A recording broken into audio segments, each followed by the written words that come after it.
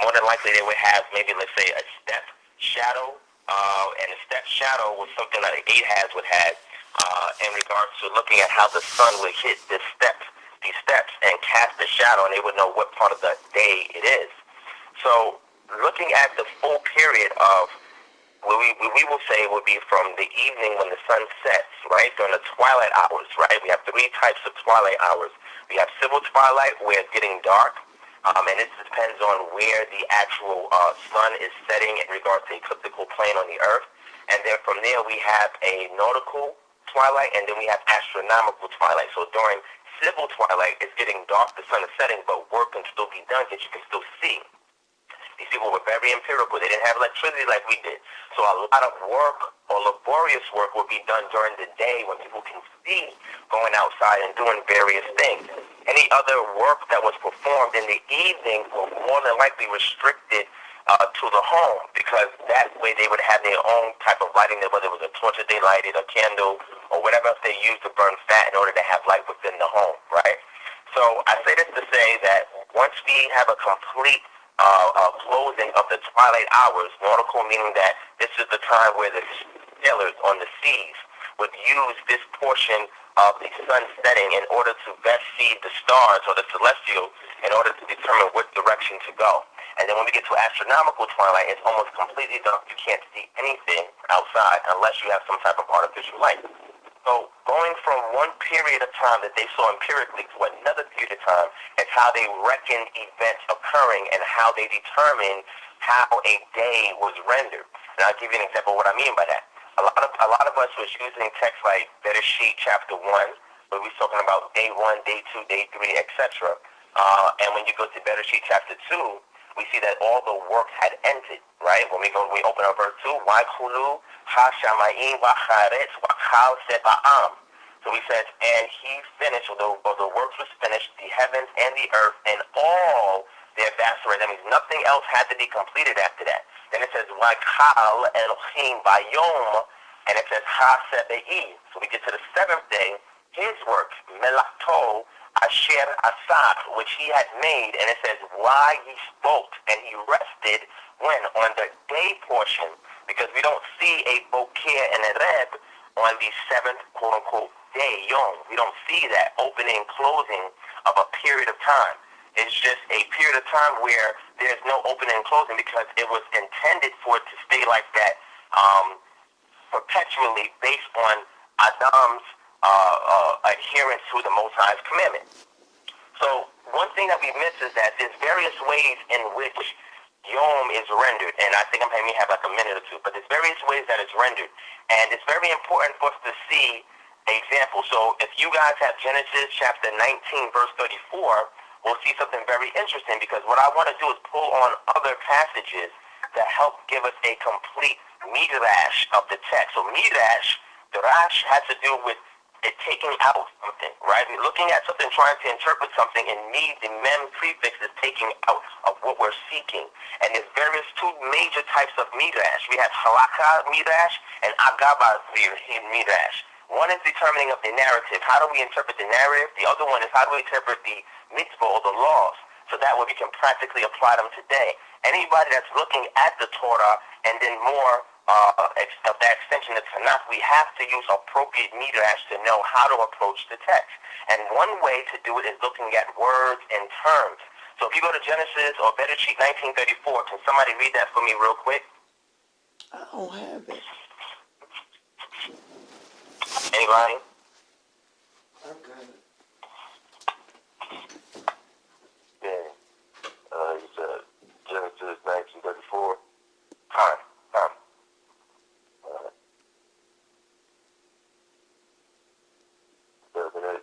And it came to pass on the morrow that the firstborn said unto the younger, see, I lay yesterday night with my father. Now slow down. So slow down. So say that one more time, already. And it came to pass on the morrow. On the morrow, that what happened?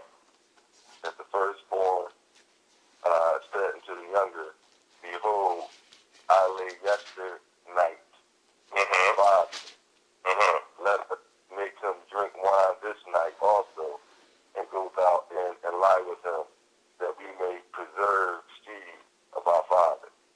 this is important because we have wahi nim mahorat. And what we're looking at the nim mahorat there, which is the following day or following period of time, and we differentiate it when we start following up when she says, last night I lay with Abi, my father. So now she's making a distinction between the night portion and a daylight portion, because the following day had to occur right after the night period. And again, we have to look to see how Yom is being rendered, right? So we have Ha Yom, which is this day, is rendered typically this day, or at that period of time when a dialogue is taking place, and it's normally when the day is out and people are socializing outside. We have Yom generally, which can speak of the entire circle of time, right, that we would say consists of 24 hours. And then we have other ways that Yom is rendered. So we have to look to see what passages are rendering in which way in order for us to get a clear understanding of what is implied when we look at the Shabbat. So from my perspective, and I'll say my perspective, and I'm not saying it's definitive, but from my perspective, I would say that the period of rest on the Shabbat would be when the day breaks. And I say that because in those times, those individuals can only work the fields when there's daylight. They didn't go out at night to go work the fields. Now, there were some exceptions, but for the most part, people kept their laborious works, anything they were doing indoors, and when the day rose, it was like today. We have business days, right? Business days is a 9 to 5. So if I'm off tomorrow, if I told somebody, oh, I'm off tomorrow, that's going to be indicative of the business hours of 9 to 5 where I would typically work. And those times, their business hours are when the sun came up and when the sun set. And when the sun came up and set, that period of time when you did your laborious work in the field, you would cease from that labor and you wouldn't do it. Now in the evening, you can prepare. Once the sun comes up, you stop, you cease. Because at that point in time, no work at all can be done. And the last scripture I want to pull out, and I'm gonna pass the line. It took a couple of minutes because I didn't get to say anything the whole time. We have to look at another scripture, Shemot 13:21, right? And Amore Yoel, if you can bring that out for me real quick. Yeah. That's Shemot 13, verse 21. Shemot 13:21. And Yah went before them by day in a pillar of cloud, and led them the way, and by night in a pillar of fire to give them light to go by day and night. Okay, so now we see a distinction here. When Yod-Heh-Wav-Heh, Yahweh, is going out before them by day, Yomam. Keep that in mind, because we got to see how Yom is being rendered, and then we have to parse it to understand, well, why is it being used this particular way in this verse? And he says, when you went out before them by day in a pillar of a cloud to lead them the way, because during the day is when the sun is out. You don't need fire during the day, right? Unless you're about to cook something. But in this case, he appeared as a pillar of cloud or smoke. And this was to show them in which direction to go. So in this rendering here, we see that day means the daylight portion, because the cloud of smoke was there to lead them, and it made a distinction for Wei-Leah. Wei-Leah means at night. So in nighttime, when it was dark, he said, I'm going to be a pillar of fire for you.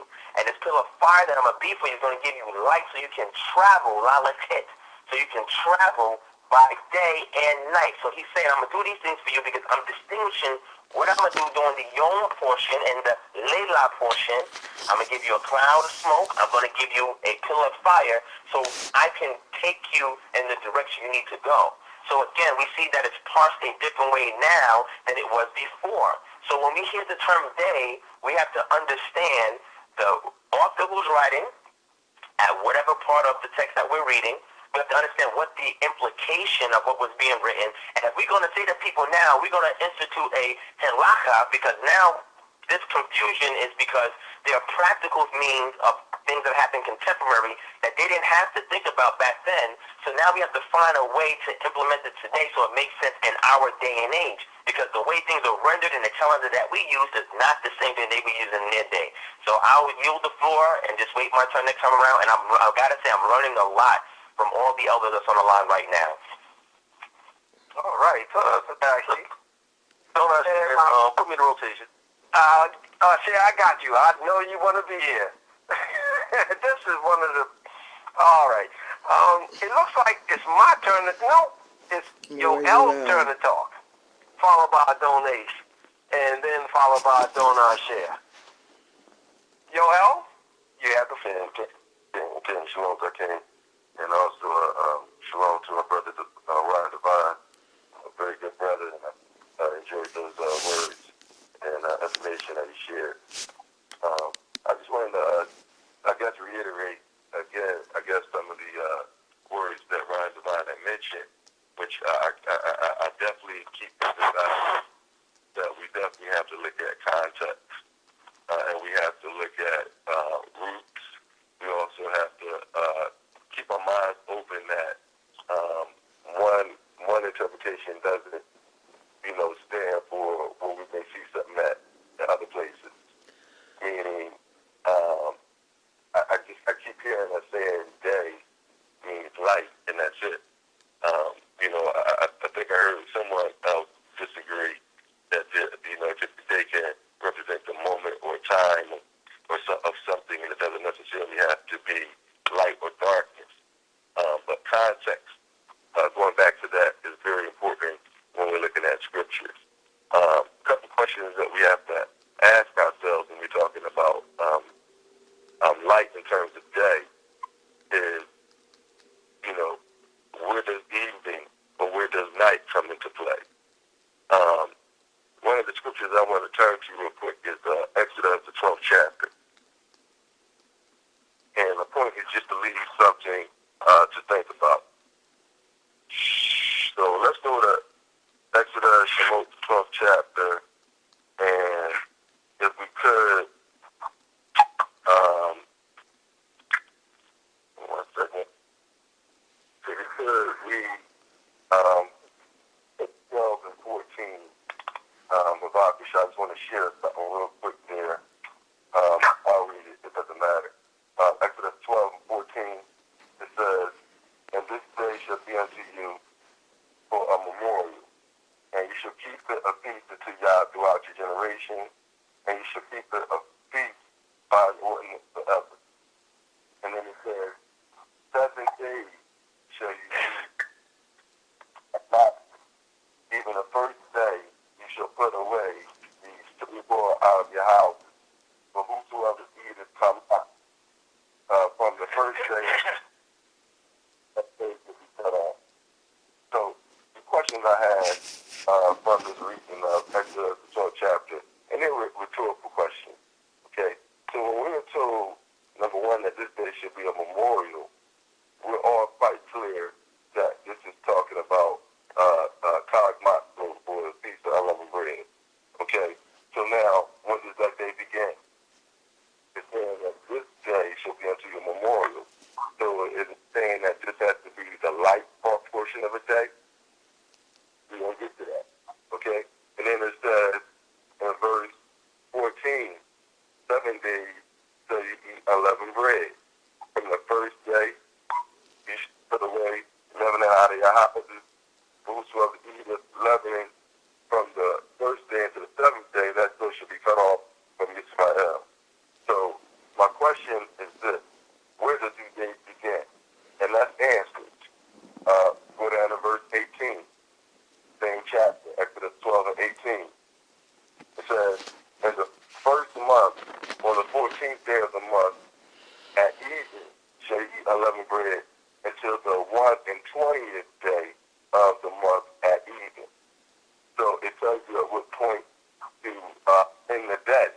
And remember, by the cycle, there's no way we can really have an intelligent conversation if we don't all agree that a cycle means that one point begins, one point ends. A cycle is a full circle. And so you can't call something a cycle and your starting point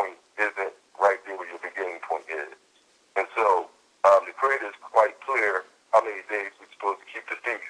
It says that 7 days we're supposed to keep the feast. So now, do these days include the night? Does that mean I don't have to eat unleavened bread at nighttime? So, I mean, just some things are just common sense, but like we can't really play that game when we're saying, okay, night and day are two totally separate entities at one point, and then another point they're not. The reality is that it depends on the context. I just gave a perfect example where day and night are mixed in separation. Another clear point is in Genesis, the first chapter. You know, you have the light coming on in the scene already here.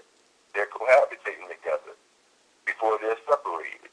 And so, you know, there's just some points that I feel like we really have to discuss, and we can't look past. We can't separate day from night when we're talking about an accumulation of days. That doesn't include the night.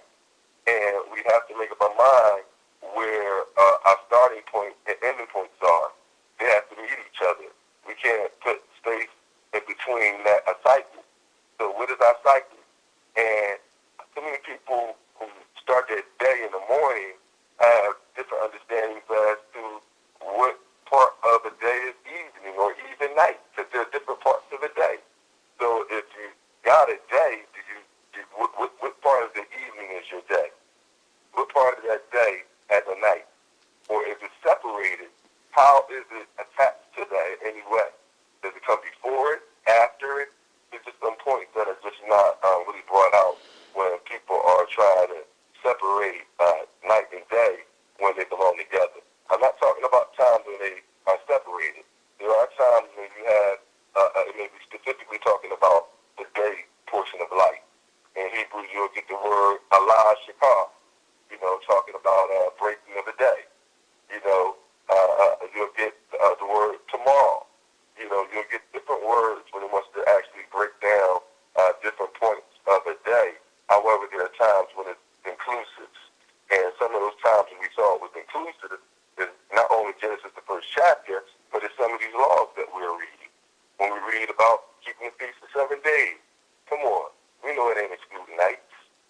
But we got to determine, especially if you believe your day starts in the morning, what part of a day is that night and is that evening? Because that's still part of a cycle.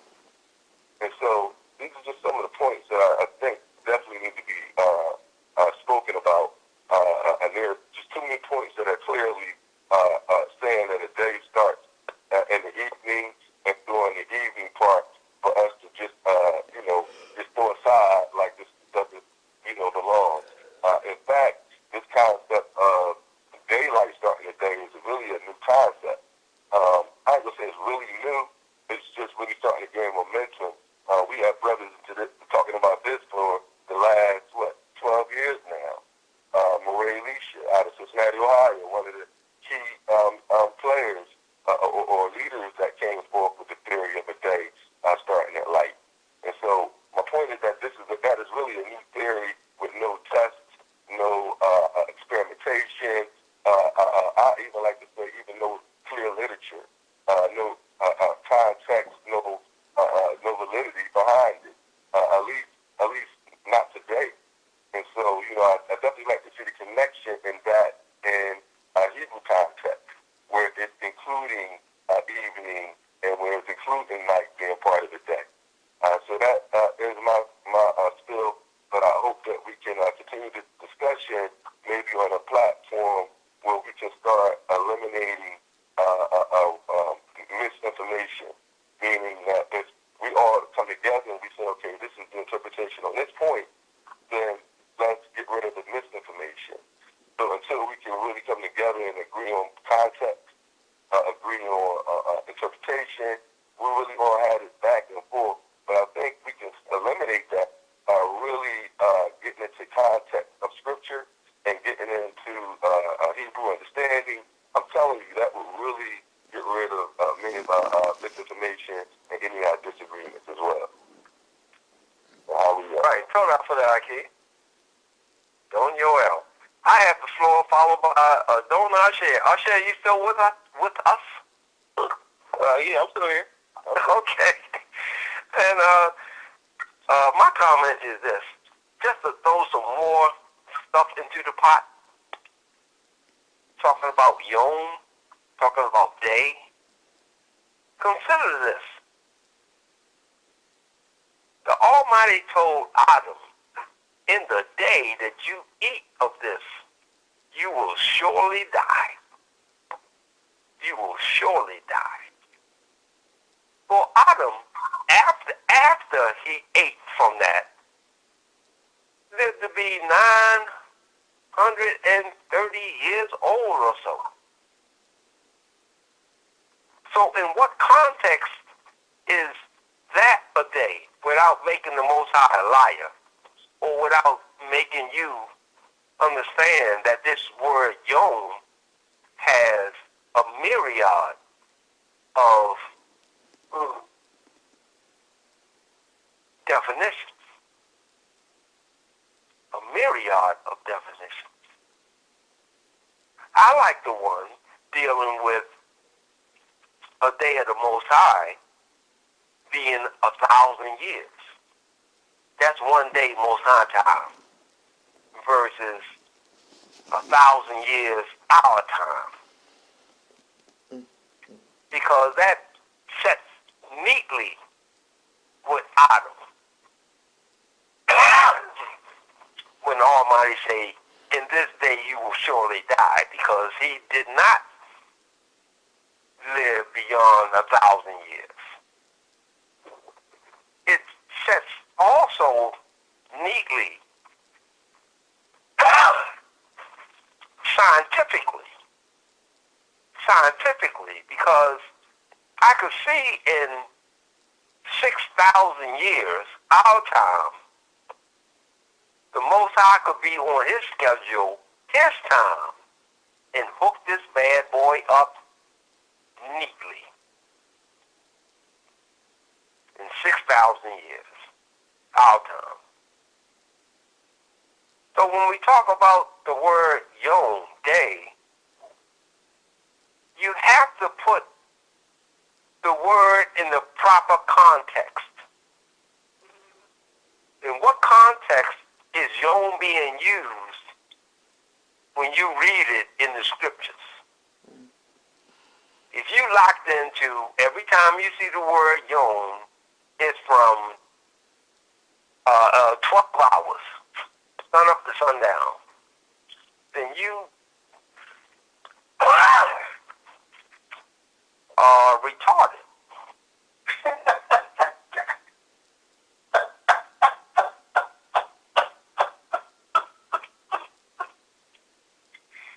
You know what? I'm giving up the floor, and I'm glad our share is sex. Okay, don't our share. You have the floor. Yeah. All right. It does. You know, don't need to always throw something in the mix, but it does bring things to mind. Meaning, okay. We done with translation. I mean, you know, if you don't know Hebrew, yeah, you might have the problem, but even if you don't know Hebrew, you can still find your way. Because with, all right, just starting with the dates, with the light thing. Some people say, well, okay, light is not talking about actual shining light. So it's like, okay. And we found the part about where it says, where they were setting, they were setting and dawning. So I'm like, all right, so you take those two and you tackle in those two. So it's like, all right, if the command let there be light wasn't actually talking about light that actually, you know, lets people see. Okay, you get that. Then you combine that with the setting and the dawning before lights, you know, so because you got to remember there was, you know, about three days, maybe 4 days where there was no sun in the sky. You know, and much less nobody around to see it. to even count the days. So, what was the Creator doing to, I guess, for us to be able to reckon or at least account for that time before we were created and we were able to open our eyes and actually start counting the days ourselves? Because we know that time didn't start when we were born. The Creator had already set the cycle up. So when we go back and read in hindsight, or should I say after the fact, it's like, all right, before we were created, 4 or 5 days might have went by, 6 days, so 4 or 5 days, somewhere around there. So there was some kind of light there that nobody was able to see, or nobody witnessed other than the Creator, that has to be accounted for by us, and we have to make sense of it.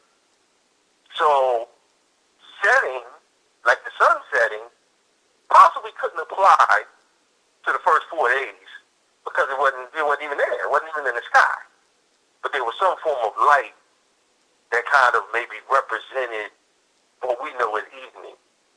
Okay, it might not have been the sun in the sky, but there was some form of light that represented that. Now, it's kind of hard to say because nobody was around, which I know is a very difficult conversation to have. But it does, the evening and the morning does line up with what's happening right now as far as the cycle of where the sun and the moon goes. Now, we're talking about accounting for, like the brother mentioned about, okay, the nighttime really wasn't really accounted for as far as work because nobody went out. I get that too. But why would the Creator have us, and you got to go back to the Day of Atonement. Why did the Creator have us observing the whole 24-hour day, even at night? Why is it necessary to observe or afflict your soul that entire period? So, does the Creator only recognize part of the day as being important, or let's just say part of the day counting, or that entire 24-hour cycle, there has to be some observance of some sort by us, some action that's taking place to show that we are respecting and acknowledging the Creator's instruction. Okay? So now, in the other portion about the sisters laying with their father, and getting some understanding with that, I would like to use dates, meaning that was yesternight, let's just say the day is the 20th. I know it's another, I can't think.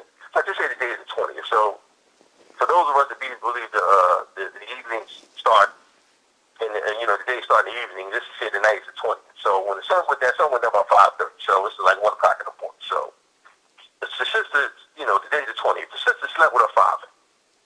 Now the next morning, on the morrow, was she talking about, when she said yesternight, was she talking about the night before, or was she talking about 12 hours ago? Let's just say you woke up 8 o'clock in the morning, or let's say it's 8 o'clock in the morning. When she said yesternight, was she talking about 12 hours ago, or was she talking about 24 hours ago? And then, using dates, like calendar days, to help people that really don't understand Hebrew. The host has joined the conference. A defining point of where to start, so we'll know what the morrow is. The morrow talking about the next morning or the next day, and is yesterday talking about the last bit of darkness that we saw, or the previous bit of darkness that we saw before the last bit of darkness. Those points I would say would have to be outlined and defined for those that don't really understand Hebrew, so at least you can have a reference point of understanding exactly what's being said, itemizing each little word, so it's some sort of organized reckoning can be established and people will know exactly where they are, instead of just trying to more so learn Hebrew overnight or trying to get the concepts through, whatever, the dynamics of the Hebrew language is. You'll get that in time, but if you're talking about a conversation or something you're reading with this law, you still have to have a point of direction so you can at least keep up until you're able to master Hebrew or get to a certain point. for your understanding. So that I'll close with that, just so we can have some reference points and then maybe some feedback on some of the questions about, why did the Creator have us observe the whole from the 10th day instead of half a day if we went on those precepts of, well, people really don't do nothing at night. Rock hand raise. So let me hand raise. Oh, okay. Let me get that rotation again. Which was the first one up? Rock. Oh, the rock. Okay. I got a question for the Divine Prospect. Divine Prospect, you got your hand raised? Well, I'm here. If somebody has a question for me, if it's okay, I think. Okay. Yeah. Okay. Any other hands raised? All right, I'm gonna put myself right after Divine Prospect. Those are rock. You have the floor.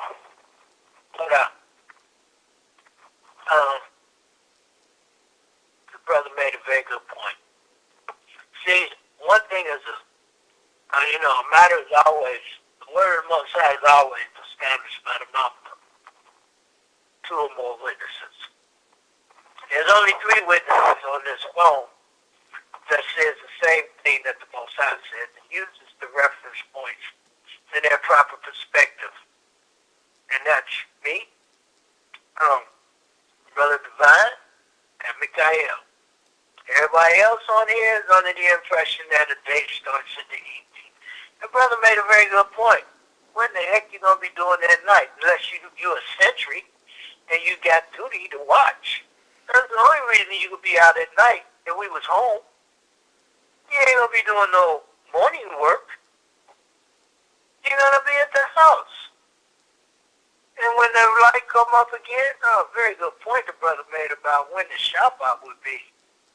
And the reference point, and the Most High say he stopped on the 7th day, not the 7th evening. He ceased from all his work the 7th day. Now, he left it open, like the brother said. And,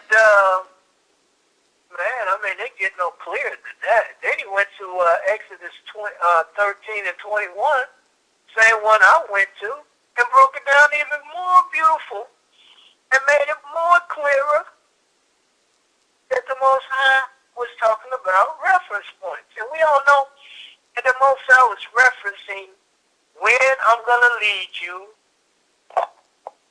what I'm going to use to lead you during the sun period and the moon period. The moon period, I'm going to be in appearance, it's going to be the appearance of fire. The sun period, it's going to be smoke, a cloud. It gets no clearer than that. And to fight against that, makes no sense to me. But that's what we are as Israelites. The word of the Most High is clear. Making wise the simple. The law of the Most High enlightens the eyes. It's perfect. And that's what we're talking about here. Law. Law is a light. Light is law. Most times never associate the evening light with like the beginning of a period. It's always referenced at the back end, not the front end.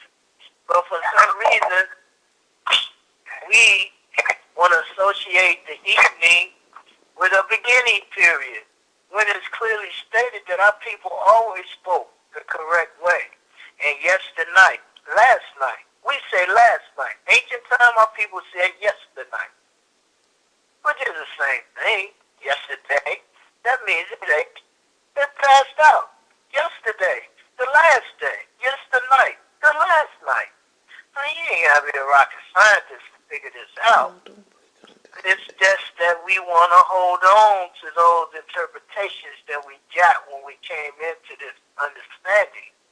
And because a new thing come along, which is really not new, it's an old way, but because we've been locked into thinking that a day is evening and a night is day, and that's how the heathens roll, man. Every heathen I know out here, they either gonna say it start in the evening, but most of them will say it'll start in the middle of the night. The Most High separated the light from the darkness. The Most High separated us, the light, from the darkness of the people. But yet we want to join ourselves to go with them. And that's what got us caught over here in America in the first place. We want to be like the rest of the people. I don't get it, man. Why y'all still fighting against it? But it is what it is. To each his own. I ain't rolling down that road. Day starts in the morning for me. If I got to be by myself on that one, I will stand on it. I hear you, I see. Yeah, Shalom, y'all was nice. I got a question for Divine Prospect. Divine, I was in charge of this. Well, I was had this subject matter tonight, and the subject matter was not what so much was a day, but when was the start of a day? What started a day? Scripturally. So, I know you're more fluent in Hebrew than I am. So, what I'm trying to see is, Bereshit is the beginning. This is where the Creator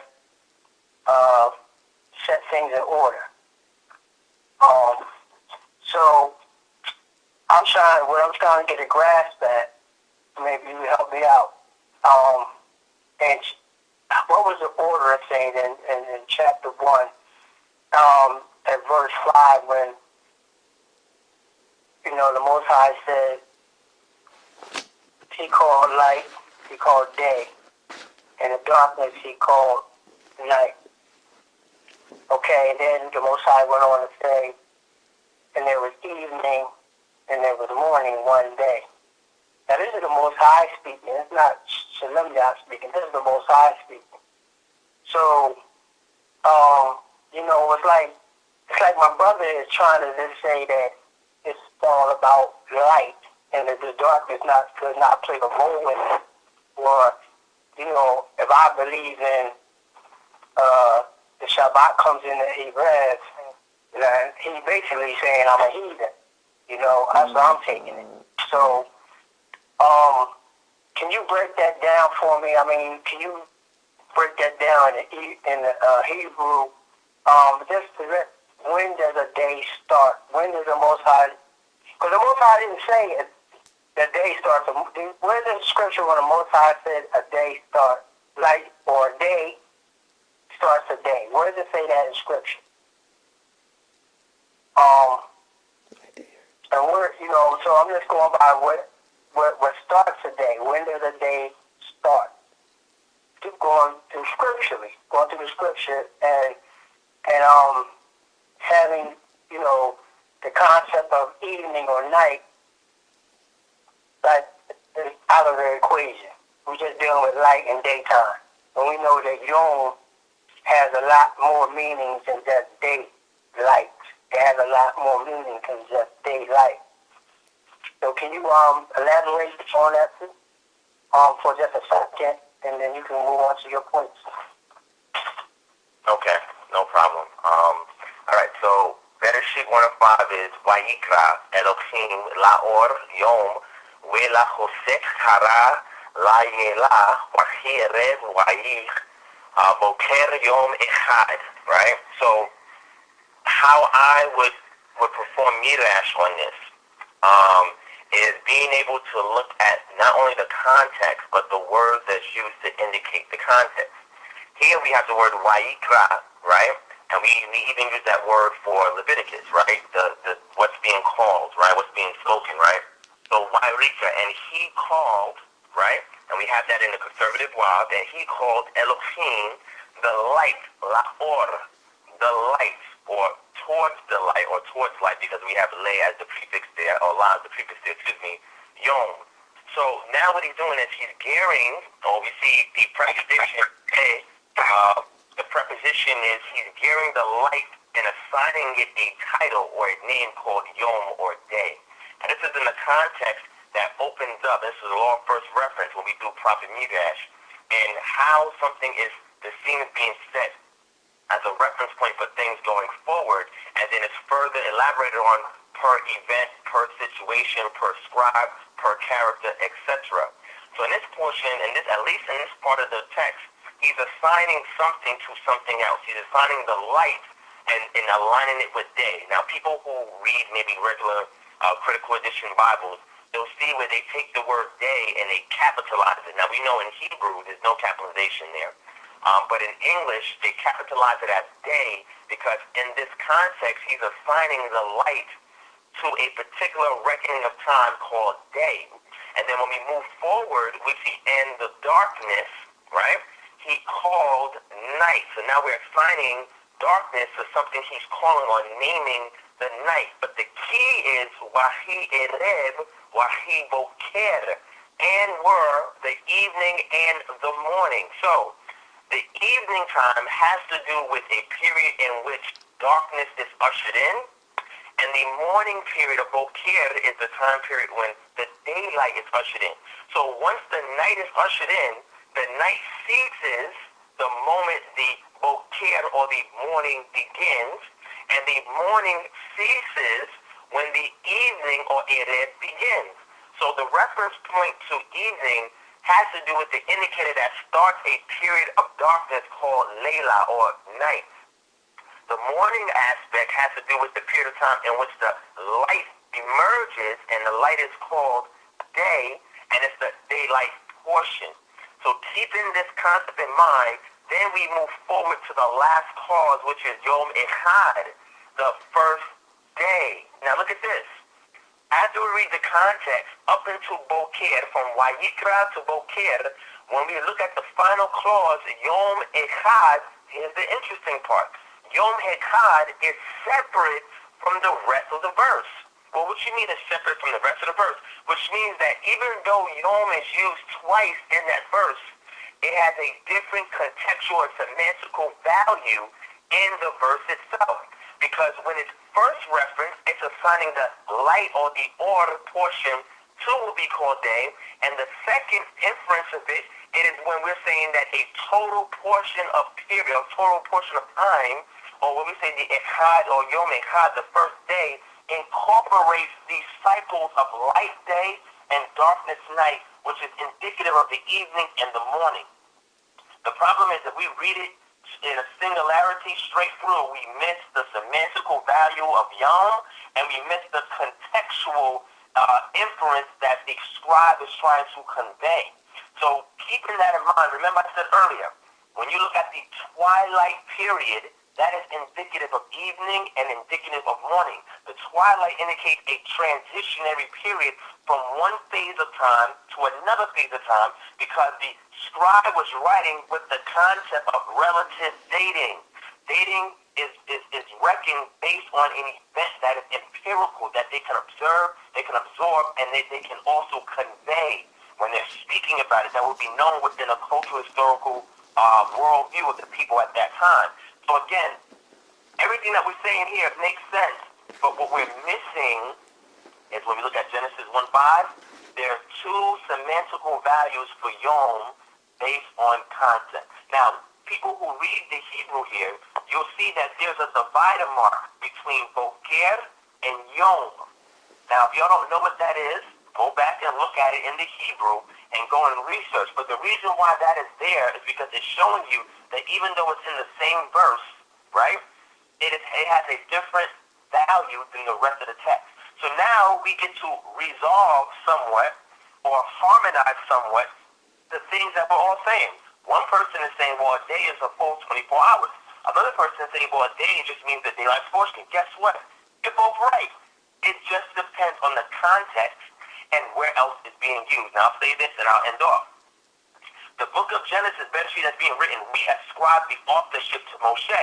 But we know that there are portions of, especially in Devarim towards the end, where it's more narrative that we know somebody added additional information there because it was placing the story in a contextual framework. And we see that whenever we see the conservative wav. The conservative wav is not something that is used in modern Hebrew, but in biblical Hebrew, it sets the stage for a narrative, and what it does is that it is placing emphasis on something in regards to the entire context of the story. So once we see that this text had been redacted by scribes later on, these are priestly scribes that have understanding of their of the environment, understanding of their stratification of class of the people, that knew history, that were able to write. So being that this is the case, once they open up the scene in Bereshit, now what they do is that they pick up from there and they place it back, or not back, but forward into context in other places in which we read the text. Now when we go to Exodus or Shemot, we have a situation, for example, I'll show you what I'm talking about. Shemot chapter 16, we have a situation where the Sabbath is first instituted, not Shemot 20. Shemot 16 is when the Sabbath is first instituted. Matter of fact, the Sabbath is kind of, I would say alluded to prior to that, because when Moshe goes to Pharaoh, he said to him, hey, we want 3 days to go in the wilderness to offer a sacrifice to our deity. Now, why is that a Sabbath? Because they were working every day. They were working every day. And we see this echo later on where David, Jonathan, and Shaul have a situation where there was some kind of chag going on, a feast going on, and it was set aside for a series of days that was going by, because this was a period of time where the people removed themselves from laborious work and they set it aside to feast on those days. So the Shabbat itself, or resting from work, the concept, we see it in Bereshit. From now when we play it out from Bereshit, it starts first with taking people 3 days to go sacrifice in the wilderness where they're not working for Pharaoh, all the way up until when they actually leave out in Exodus 16, they're actually in the wilderness. The people need to be sustained with food. So during the daylight, right? Remember, during the daylight is where they can see, right? And they can go and grab these quails and grab this manna. But at nighttime, they are indoors. You know why? Because it's cold outside. There's animals, wild animals outside. People can rob you outside. So any kind of work of preparation was done in the evening. But the moment the light came up, they could not go and retrieve any quails or any manna, because on that seventh day, everything will be rotted out. When the daylight portion opened up, which would be a business day period for them. So again, we have to understand context and semantical value, and in doing so, we can determine if the day is referring to a 24-hour period or if it's referring to the light portion. But this will take us actually parsing through various verses and looking at it in a midrash perspective at the narrative to be able to determine what's going on. But Genesis 1 and 5 is an excellent perspective. If anybody actually has looked at the manuscript, which I have, and you'll see that indicated there that separates Boker from the next word Yom in the same verse. It's awesome because it helps to harmonize what all of us are saying here, but the key thing is content.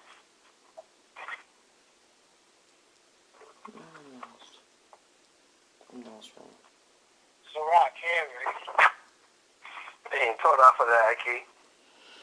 And it looks like myself and Donation is next in rotation, but before I get started, do I have any other hands raised?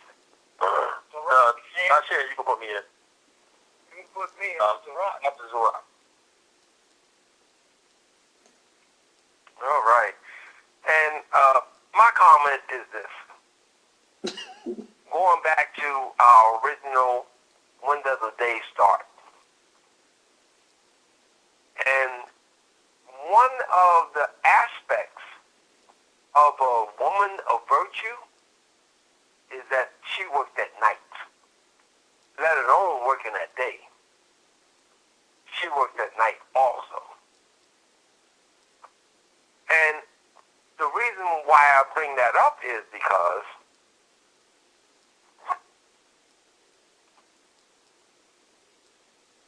the Shabbat night. That if you work on the Shabbat night, is that a violation of the Shabbat? I would say yes. And I go back to so many Israelites who believe in the Shabbat day configuration, that the night means nothing. The night means nothing.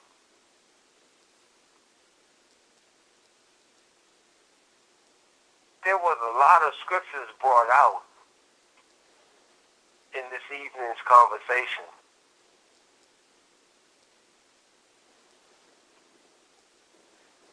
You got one of And them? all of them pointed to one of the things that Divine Prospect says, you're both right.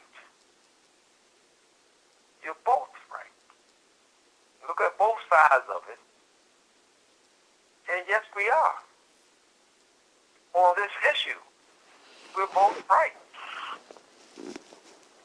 I'm gonna stop there and open up the floor. We got a donut shed next, followed by a Dones of Rock. Shed, you have the floor. Yeah, you can take it. I don't think. Okay. Yeah, I'll be there no more. All right, so what I'm getting is, like the brother broke down the assignments of day and night. Okay, which lines up makes sense. But the separation of day and night, to make even more clear the distinction. Especially with the cycle of the sun and the moon.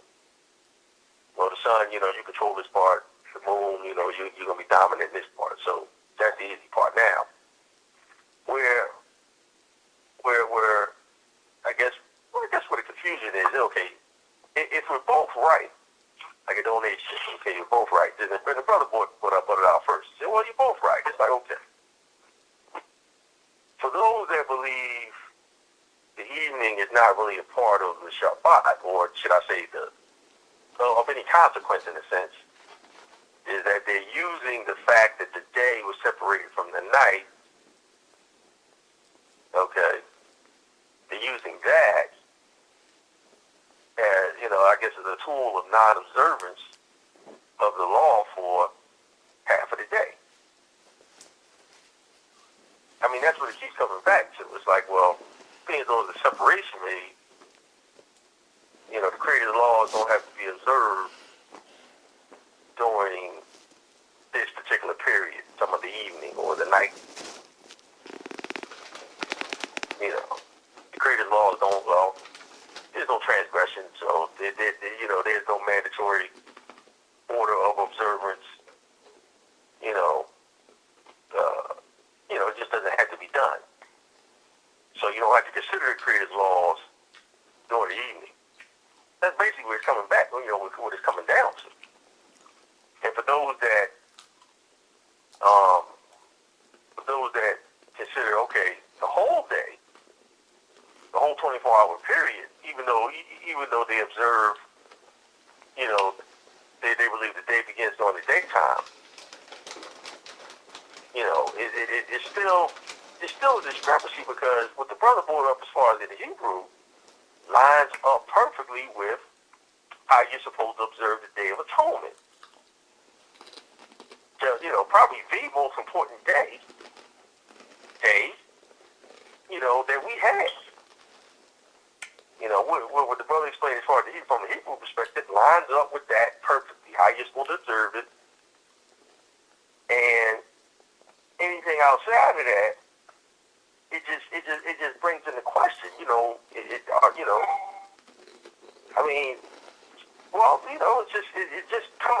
basically has to be said, okay, look, this part of the day, the created laws don't have to be observed.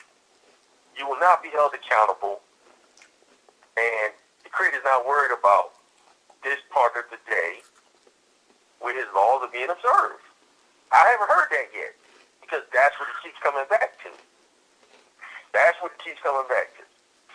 And I want to know if I'm wrong. Yeah, what's up?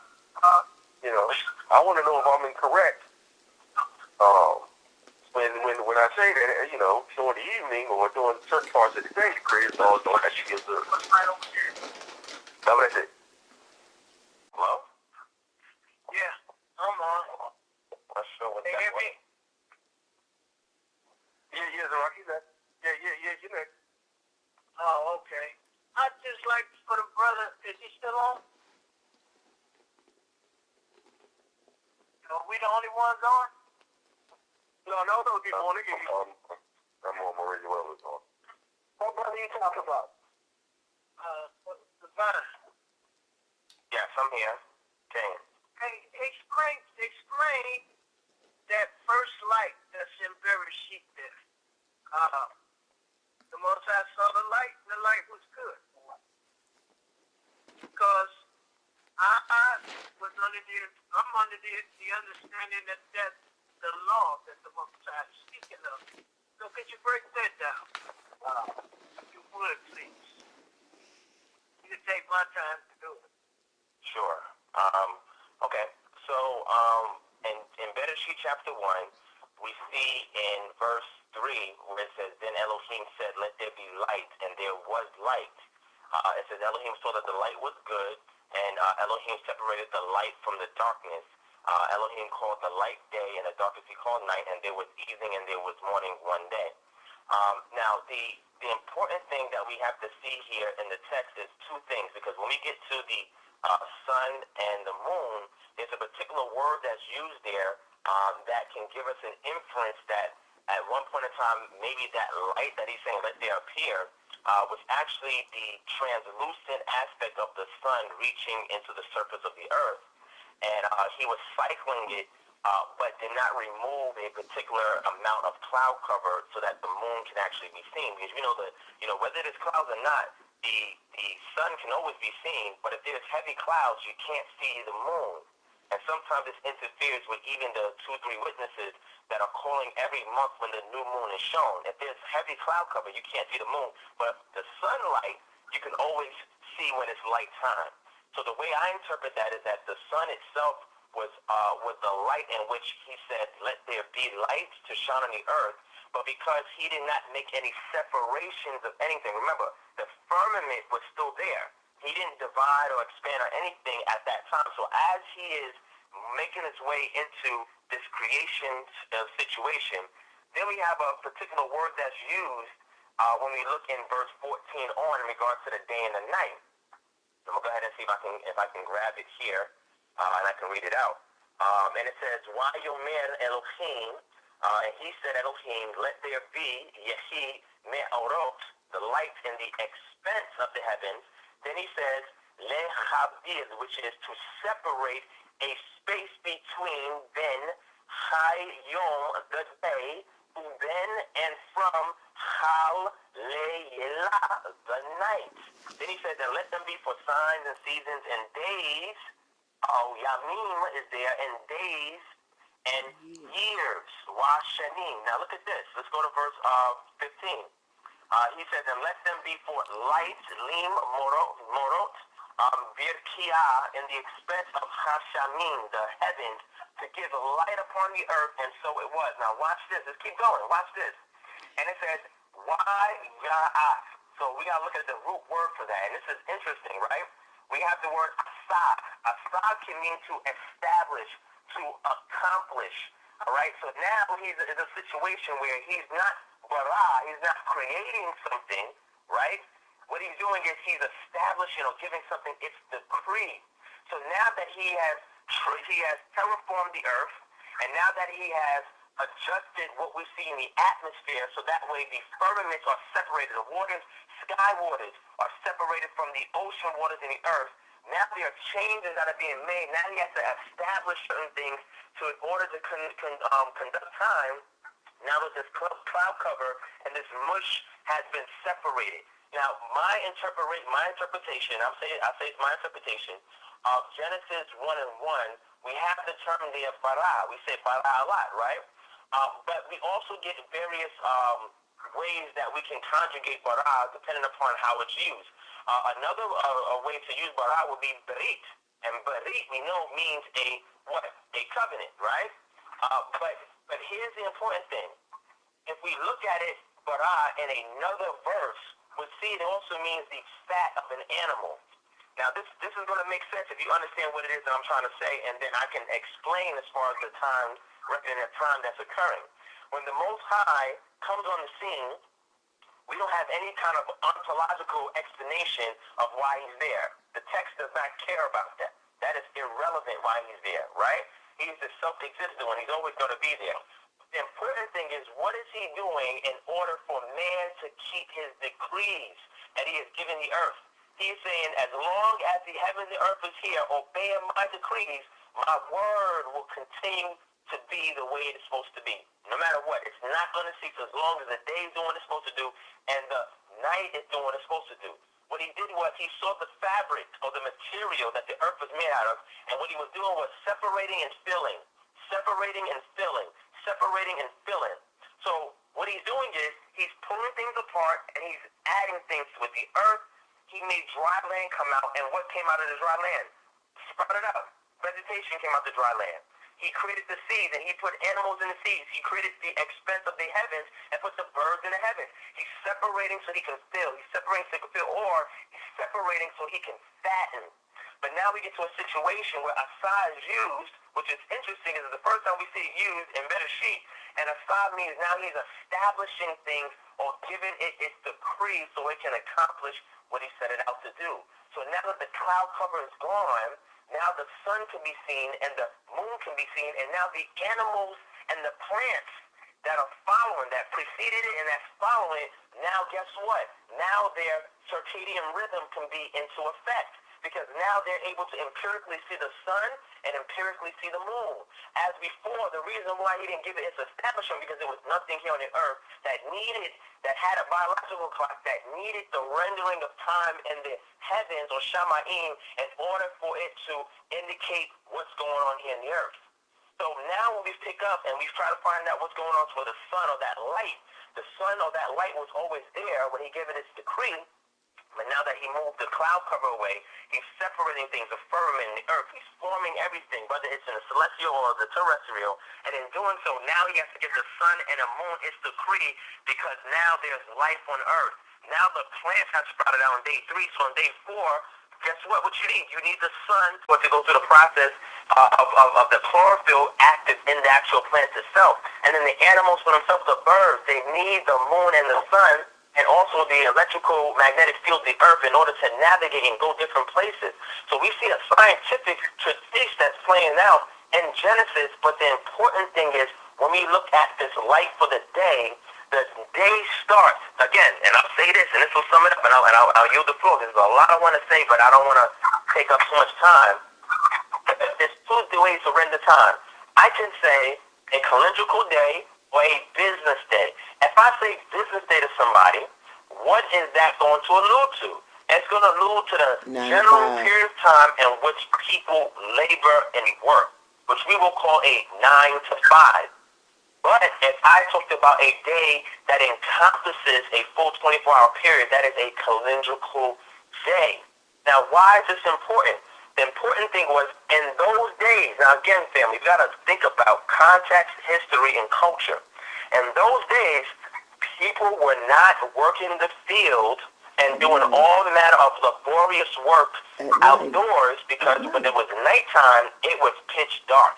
Imagine you going out somewhere in a field where you have no kind of light from the city, and you all the way dark somewhere in some valley somewhere, and it gets dark out. Guess what? You're not going to be able to do anything. Only thing you can do is maybe build a tent and wait until the day comes. And when I say day, I'm talking about the daylight, so that way you can go about your travels, unless you're going to use the stars and the moon with some kind of artificial light, a lamp or something of that nature, in order for you to navigate. But in regards to period of reckoning of time, they understood that once the evening or the twilight and the night set, the calendrical day started.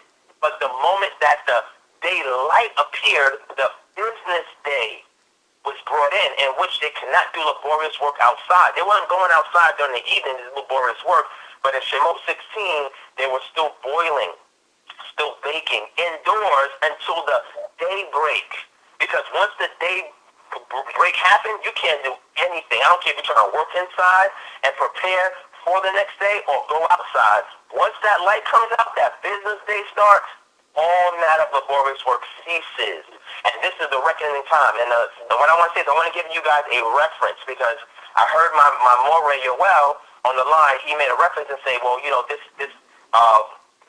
idea that the day or the work day started when the sun rose to the sunset. There's no kind of scholarship work behind that he knows of. And I want to give him a reference point. There's actually 2 books that's out where they combed through the entire text and they were trying to distinguish what the feast days were, the Moedim, and what was a calendrical day and the mind of reckoning time in regards to the people. So here's a book that everybody on here can get. If you want it, let me know. I can send it to you. It's called Calendrical Variations in Second Temple Judaism. I'm going to say it again. Calendrical Variations in Second Temple Judaism. And this is very, very, very, very important. Now, for a lot of us on here, I don't know who's Messianic and not Messianic, but if you are Messianic, then the objective of this is trying to show how you need the Torah in order to understand what's going on in the Brit Hadashah. And for those of us who are non-Messianic, the first, I would say, 3/4 of the text is only combing through the Tanakh and trying to see how time is being referenced from the creation all the way to the close of the text. And this is very, very important. And the second reference, I'm going to look for the book, and when my time comes back around, I'll share it. It's an excellent read for anybody that wants an academic study or analysis of what we're talking about today. Actually, I got a hand raised. Shelly, y'all got a hand raised too. And Maria Well hand raised. Okay, well, I'm a little bit overwhelmed. I got to get ready to just listen to what all of y'all have to say. My goodness. So I'm gonna turn it over to Cher, and hopefully, Cher, you can keep some order. But we got it's 9 of us. It's 9 of us still on this line, and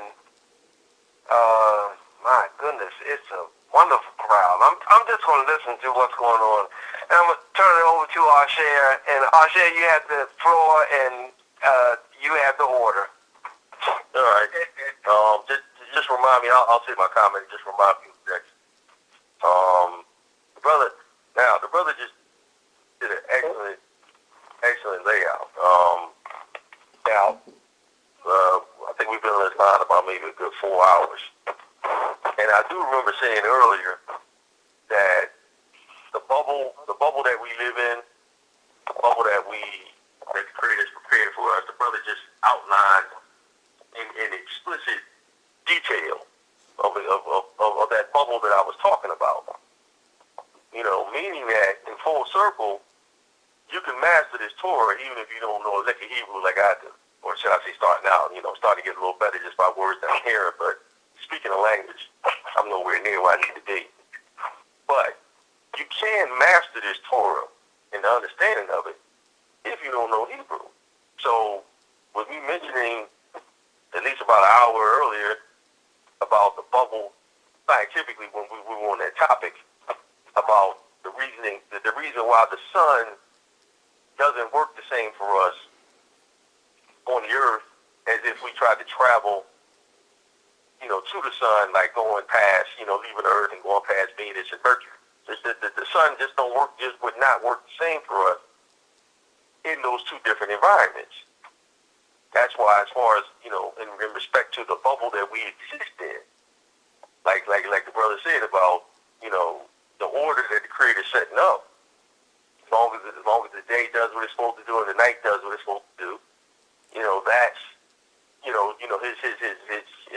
his orders and judgments will stand, and they have to be respected, they have to be observed at all times. There is no time time period of separation during the day, the cycle of the day and night, that, the instructions are not to be observed. And the Day of Atonement instruction clearly supports everything that was discussed tonight. so it does come full circle. So I'll stop there because that's about 3 minutes. And who's next? 'Cause I forgot the order. Okay, I think I was next. Yeah. Show them how you was next, and then Brother Yoel. Yeah, I enjoyed this call as well. We have to get together at some point and have a discussion about this topic. It needs to be brought out, and we need to get the great minds together and come up with some kind of a conclusion. Some of the matter, as they say. But I just want to, I'm going to close with this. Like I said, I enjoyed the call and everything. And I really do appreciate everybody staying on the call. This precept is a precept. And it has to do with, I had brought it out earlier. Now there's more people on the call. There's not many people on the call at first when I brought it out. So I know there's going to be different takes on it. It's about payment of workers back in these days. Back in these days. And the precept is where I'm coming from is timely payment for workers in Deuteronomy, the 24th chapter, and I'm just going to do verse 14. So 24:14, Deuteronomy, and it says, "You shall not cheat a poor. You shall not cheat a poor or destitute hired person among your brethren." Okay, and it says, "For the proselyte who is in your land, or who is in your city." So this is somebody that's working. You know what I mean? They need to cut salves, and they need after the work is complete, or before the day is out. By the end of the day. All right. So it goes on and says, "On that day shall you pay. On that day you shall pay. You shall speak up.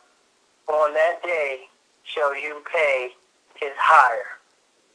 So on this day, you got to pay him. Okay? Now this is the part that it says, "The sun shall not set upon him." Okay, so now why is this the sun should not set upon him? What's so significant about this sun setting upon him? For he is poor and his life depends on him. Let him not call out against you to the Most High, for it shall be a sin in you. So we know, right now we living in a time where they hold out, they give you a paycheck every 2 weeks. You know what I mean? They give you a paycheck once a month, once a week. But from our understanding, Hebraically, we're thinking Hebraically, they're supposed to give us our money every day. At the end of the day, when it's just we're supposed to get a pay. They're supposed to give us our money. You're not supposed to hold our wages until the next day. So that's my point. The sun going down upon him. You're not supposed to pay him before the sun goes down. Because the sun is another day, going into another day. That's my point. So, like I said, they hold your paycheck 2 weeks, you get paid once a month, whenever they feel like paying you. But we're supposed to get paid on a daily, right? After we do our work, you pay us. You're not supposed to hold our wages. So I would like for anybody in the room, the concept on that precept about I just read there. Torah.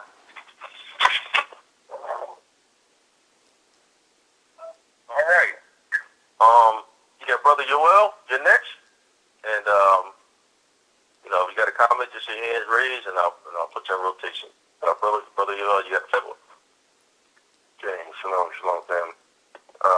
Once again, giving all praise to the Most High. And I've been enjoying all the contributions from everybody tonight. And it seems like we settled at the point or the conclusion that Jay has a variety of definitions, and depending on the context, will give us the definition that is meaning. And so it seems like we all have the understanding, and so that's a positive. That's a step in the right direction, not just for us, but for the nation. Because whatever we understand is what we teach, and what other people will begin to come into understanding of as well. So I'm glad that we all had that understanding. I wanted to touch back on now what we do from that point. Now, once you understand that it's about context, and that our word can have a variety of definitions, now we have to go to scriptures and start eliminating what's not correctly interpreted from what it is. And one of the points I want to touch on was Nehemiah, the 13th chapter. This chapter brings out a number of different points. Number one is that we want to let us know when a Sabbath day begins. Okay. Number two, this verse is going to let us know that you'll see two phrases sometimes. You'll see the word Shabbat, and then you'll see the word Yom Shabbat, meaning you'll see it mention just Sabbath, and then you'll hear it mention the Sabbath day. And so, does that mean anything? That's up to you to interpret. I'm sure y'all come up with 100 different interpretations as to why Shabbat is mentioned versus Yom Shabbat. I just wanted to read real quick. If somebody else can actually read it, please. Nehemiah, the 13th chapter, starting at The 19th verse. verse 19. It's gonna be a good one. Well, I'm ready. All right, if somebody got these scripts out or access to them real quick, they can pick up and they can read on that particular portion. I can read it if nobody has it. Okay, go ahead. I got you. Well, which one? Nehemiah 13th chapter, verse 19. Okay.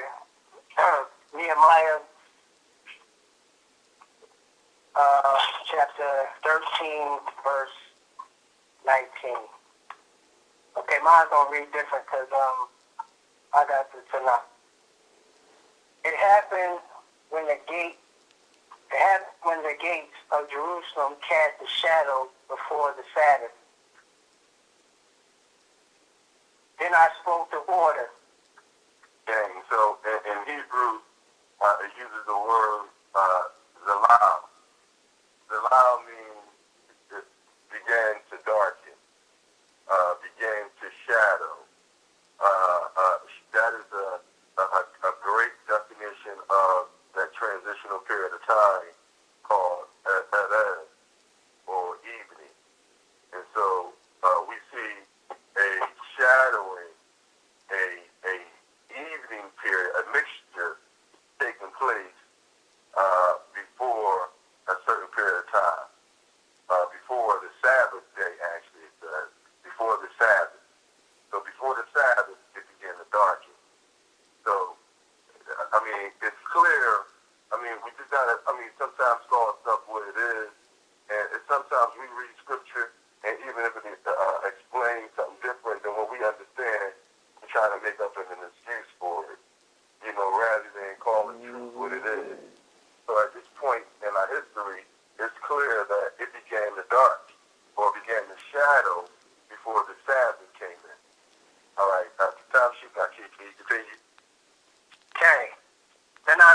to order, and the doors were closed. And I spoke to order, not to open them until after the Sabbath. See, because at this time, and I do agree with my brother Ryan Devine that they really didn't do too much in the evening, but there were some people that did. And, they got their hustle on. They tried to slip into the city before the next day.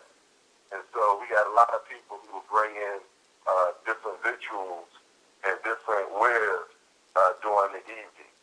And whether they sold them that night or whether they just got in there to stay there until the next morning, we know they ain't selling them on the Sabbath day, but they were certainly trying to get in there on the Erev Shabbat, on the mixture or the Zalal Shabbat, the shadowing of the Shabbat.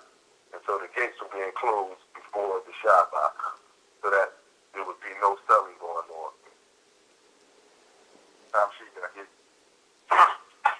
I stationed some of my servants at the gates so that no burdens could come in on the Sabbath. Gang. So it's and there it uses the word Yom Shabbat, and so the Yom Shabbat is now saying on the Sabbath day. So so it's saying that nobody should come in on the Sabbath day. Yom day. And so when were the people posted up on the gate? In the morning? No, they weren't. They were posted up on the gate before at the shadowing of the Shabbat. And that lets us know, and this agrees with Torah when it explains when the Shabbat began. And so this is clear and a great historical reference and precept giving an example of when a day, not just a more day begins, which is an appointed time, but it says Yom HaShabbat, when it's Shabbat day. And it mentions it in the shadow. Okay? And so that's pretty clear to me. And so I hope my brothers that see it differently will give that scripture some thought, maybe even break it down if you need to and parse it yourself. Please, but it's very clear at what period of the day, at what point the Shabbat day was coming in. And it's clear when the guards were put up there to prevent people from coming in, and so forth and so on. So that's a great precept and example. And we don't, I haven't seen anything like that when it comes to explaining light being the beginning of as my brother put it, a continental day, a continual day, a 24-hour period day. Again, I'm glad that we all had an interpretation that a day has multiple definitions, and that depends on the context. But now it's time to start getting into these texts and start really parsing these verses and really processing and eliminating what applies and what doesn't. And so hopefully the one I just shared was a perfect example, giving credence and even really agreeing with Genesis. And when we talk about Yom Echad, day 1, day 2. In English, this says the first day. Nah. They translated day 1, day 2, meaning that both the evening and the morning make up that particular day. And that's why they call Yom Echad, Yom Sheni, day 3, day 4, day 5. It's given an account. It's given a compilation of both periods of time, making up that entire Yom, or that entire day. And so that's a great example, agreeing with Nehemiah, scripture Nehemiah, as well as many other scriptures. We got to get into, like the uncleanness law, when the Most High say you should be unclean for 7 days, but the next day begins in the evening. And then you're purified in the evening. So, we and how law really supports what our theories are. I mean, hallelujah. Hallelujah. Yeah, that was that was a pretty good verse because I mean, what it does is just outlines the fact of the it highlights and outlines I guess the whole idea behind when the day begins. Why was it so important to station men at the gate before the going down of the sun instead of when the sun was about to come up? I mean, you could definitely enforce not selling on the Shabbat during the daytime. You just got people on posts. It's like, okay, look, it's not going to be selling, but it's a lot of emphasis on, look, you ain't listen. The Shabbat's coming in. You ain't bringing nothing in. You ain't set up. It ain't gonna be no transport, no offloading, no dropping off, nothing. At that particular time. So the emphasis on the importance of why nothing was, why things were to stop coming in at this particular time. So it's known, it's known that people did, do activities at night. It's how you look at it. In preparation for the next day. Right. But how that's you still looking considered, at it. Work. That's how you're looking at it. I guess it's adhering to the instruction. And I'm glad some light. It was also shared on the word light. That it wasn't just, to some people under the impression that, oh, that's wisdom. So when he says, he said, let there be light, and he saw the light was good. And then, then right after that, he says he called the light day, and, the darkness he called night. So it's like, it's almost like you would have to really look past what was said after that to give that word, to give, that meaning of light a different meaning of something else, not just light, period, like shining of light. So I'm glad that was covered as well. So looks like the floor is open. And, that's right. Show them, you had a question on the floor concerning wages at the end of the day. And what perspective would you like to comment to address that subject? I left that question open to anyone. It was anyone that wanted to go into that precept there wages. Why you couldn't you couldn't hold them to the sunset. Why the emphasis on sunset, and why the emphasis on holding someone's wages until the sunset. Like you had to pay them that day, but you had to pay them before the sun went down, because if the sun went down, what's important than the sun went down? Because if that's the case, if you believe that the sun setting had no relevance, then you could pay them that night, right? You could pay them 12. You could pay them like 10 o'clock, 9 o'clock in the evening. No, I'm gonna give you your money. Stop over. I'm gonna pay you at 8, 9 o'clock at night. I'm gonna give you your money. But the emphasis was on pay him while it's day, before the sun set. Because why? Because there had to be a reason why you had to pay someone before the sun went down. Because there had to be a reason for that. Like I'm saying, if it wasn't, significance to that, then you could pay a person when the sun was, after the sun was down, you could still pay a person. That was my question. Could someone elaborate on that? All right, okay. I'll comment on that. That's a pretty easy one. I mean, after a person finishes working, today is not over, obviously, or it gets dark by a certain time. They should be allowed to do what they need to do, basically. I mean, the person needs their money. I mean, so for whatever it is they might need the money for, whether it's daily food or to take care of whatever business that, needs to be done as far as they are concerned, they basically need that money to do, to do what they need to do. So it's like, to deprive them of that, it is definitely a sin, It's a sin of, like cruelty in a sense, especially when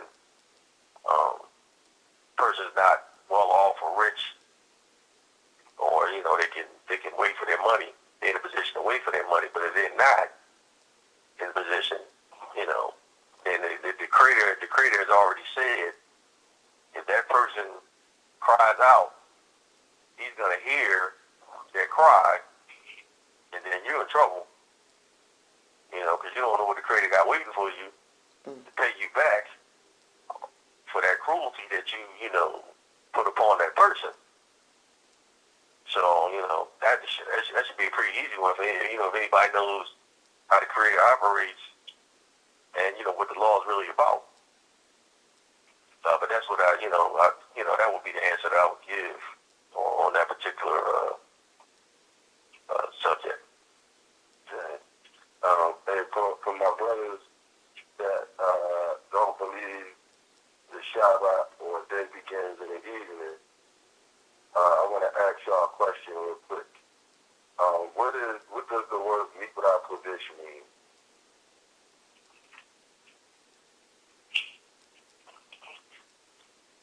That's a question for the Hebrew experts. Any Hebrew experts still on the line?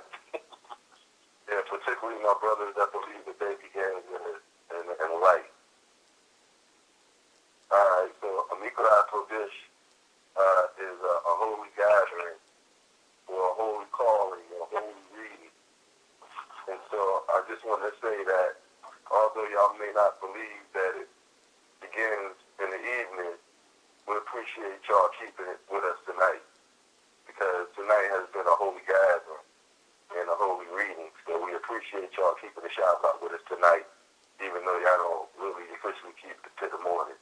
So we appreciate y'all keeping it with us. Can I comment on that? No, Lord. Sure, go ahead, bro.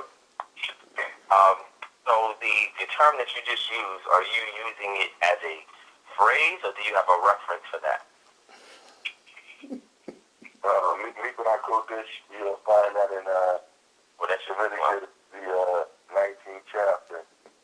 Where is it, you said? Leviticus 19? Yeah, 19th chapter, particularly at verse 1, 2, and 3. And that's actually one of the most misinterpreted verses, because it says that these are my feasts in English, and that gives people to understand that there are more than 3 feasts, because the first thing that it mentions after these are my feasts is the Sabbath day. And some people keep the Sabbath as a feast, and that's because the English and exactly gives people the interpretation that it says feast, and we know that the real word that it says is Moedet, or Moedim. It says these are my appointed time, because every holy day is a Moedet. Every holy day, meaning that every holy day has just an appointed time, but not every Moedet is a Kai. Not every Moedet is a Kai. And so that misinterpretation really leads to people having a really jacked up misunderstanding of the holy days. I recently had brothers I had to help because they were actually keeping a feast on Yom Kippur. So instead of flipping their souls, as they were actually keeping a feast, because in Leviticus 19, verse I think 32 or 34, it says, "Shall you celebrate your Sabbath?" So it mentions Yom Kippur, and it says celebrate in English. But when you go into Hebrew, it doesn't say celebrate. It uses the word tishbat. Tishbat is a conjugation of the word Shabbat. And Shabbat doesn't mean rest, like many of us interpret it as. Shabbat, I even hate to interpret it as rest, especially in Genesis, when we're talking about the Most High, on the Shabbat that he rested. That's incorrect. The correct translation of the word Shabbat is cease. Cease. Because, check this out, if I'm at my job or wherever, I'm doing something, right, and I'm resting now at my job. Resting means that I have my head down, my legs up, I'm relaxed in some type of proportion position. I'm almost sleeping. Okay?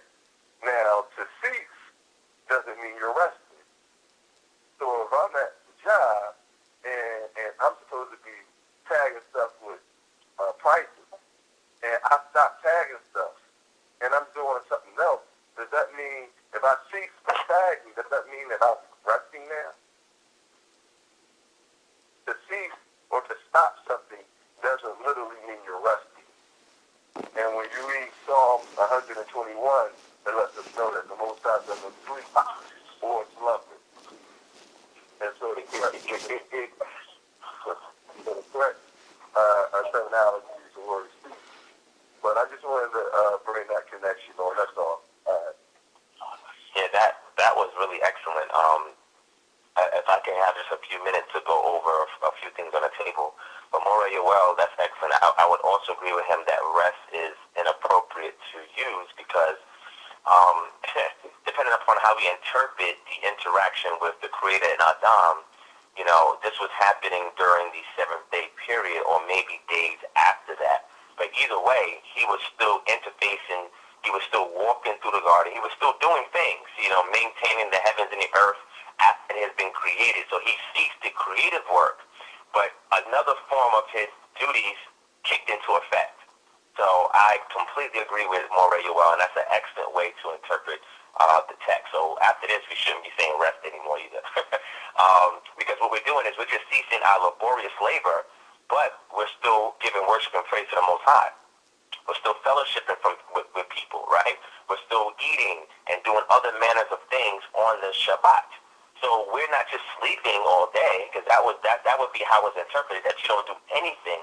But if you're gathering on the Sabbath, that means that you're actually doing something, so you're not resting. So the Aki, he just broke it down beautifully, so I agree with that.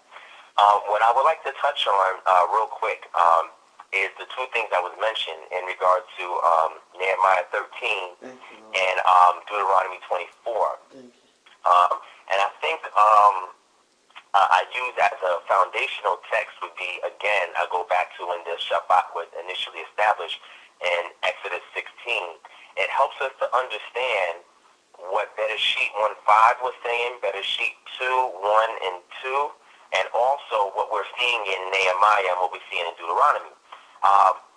In regards to labor now, outdoor labor in the evening, nobody did it on the Sabbath. Indoor preparation. Now, we have some people that make preparation during the daylight portion that precedes the evening or the start of the seventh day or the Sabbath, and they would do their preparation during that day, but as soon as 6 p.m. or the sun sets, they would cease from preparation. And what they would do is that they would have readings indoors and do various things like that until the next day where they wouldn't work because that would be a business hour, a business day. So, understanding this, preparation was still taking place for the Sabbath day when the dawn hit, because when the dawn hit, you cannot go and gather sticks, you cannot go and gather food, you can't do anything that requires any kind of laborious work, and we are to cease from it. So, understanding this concept, dealing with Deuteronomy first, and I would correlate Deuteronomy with Exodus 22. And dealing with the cloak pledge, right? And this is something interesting I'll give to y'all as well. There's an ostrakhan, right? And what an ostrakhan is a pottery shard that has broken from a pot. And what they do is that they give it a secondary use where they turn it over to the rough side and they write on it. They use ink and they write on it, right? And they use this, right, maybe to make letters. So when we look at the Heesh letters, it's written on there. And several other letters that we find in Iron Age 1 and Iron Age 2 Israelite sites that had pottery. Okay, so there's a particular ashrakam that we would call Yavne Yam ashrakam. It has to do with a site area that it was found at. And this ashrakam was found because it is proof that Torah was in existence during the time period that the Israelites were in the land. Okay? Now this artifact goes back to about 600 BCE. Okay? This is right before the siege by the Babylonians, the two sieges, right? They had two various sieges the Babylonians committed. And when we look at this ashrakhan, we have a situation where an employee is complaining about his employer to the governor, which means that the local courts couldn't deal with it, so it got kicked up to the higher courts in which the governor of that city presided over. And pretty much the claim he was making was that I was working during the day, and as I was working during the day, I was supposed to get my wages paid to me. But because I didn't meet the quota, my employer took my cloak from me. Now, why is this significant? Because now we're moving away from the literature of Torah, and we're going into a real-life scenario where this is taking place. Hence why archaeology can also give us more in-depth analysis as to how Torah was playing out. So why is this important? Because it goes back to what we see in Shemot 22 and in Devarim chapter 24. Devarim chapter 24 reads on this wise, starting at verse 12. It says, if he is a poor man, you shall not sleep. Well, let's go back to verse 11. You shall remain outside, and the man to whom you make the loan shall bring the pledge out to you. Okay? Which means that if you give somebody money, right, they want collateral until you pay them. So say, hey, I'm going to give you X amount of money for this day, but until you work and give me the money that I need something from you just in case you don't pay me. So he takes the cloak. And it says, if he is a poor man, you shall not sleep with his pledge. When the sun goes down, you shall surely return the pledge to him, that he may sleep in his cloak and bless you, and it will be righteousness to death for you before Yahweh your Elohim.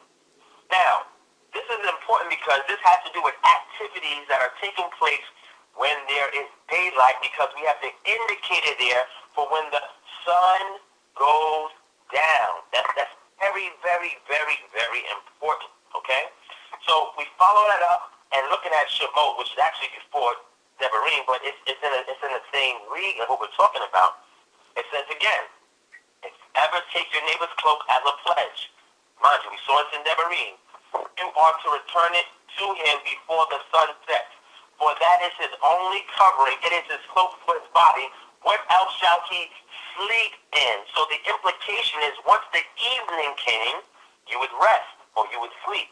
Now, if this man is poor, more than likely he slept outside, which means that he didn't have the luxury to be indoors and to be warm. So you are not allowed to withhold the pledge from him that he needs to cover himself at night. So what would happen is the next day, after the night is over, he used to take the cloak off and give it back to you, and you were to hold that as a perpetual pledge until he pays back the loan without interest. You know that. So all this is going to start to make sense because the labor or the work occurred when the sun was out, typically, not during the evening. So when we understand this, the seventh day, which would be the Shabbat period overall, where laborers are to feast during business hours, which would be from sunrise to sunset. But the indicator of the full day would be when the evening, the twilight hours consummate, and that shifts in a period of time, or the layla, or the darkness. And then when the bokeh opens up, now we have a work period or a business day that's taking place. A business day is not 24 hours.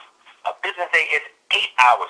But people understand the distinction in contemporary times just like they would have understood it in those times. They would know once the Sabbath is here, hey, I just do prepare meals in the evening because when the day comes, I can't do anything.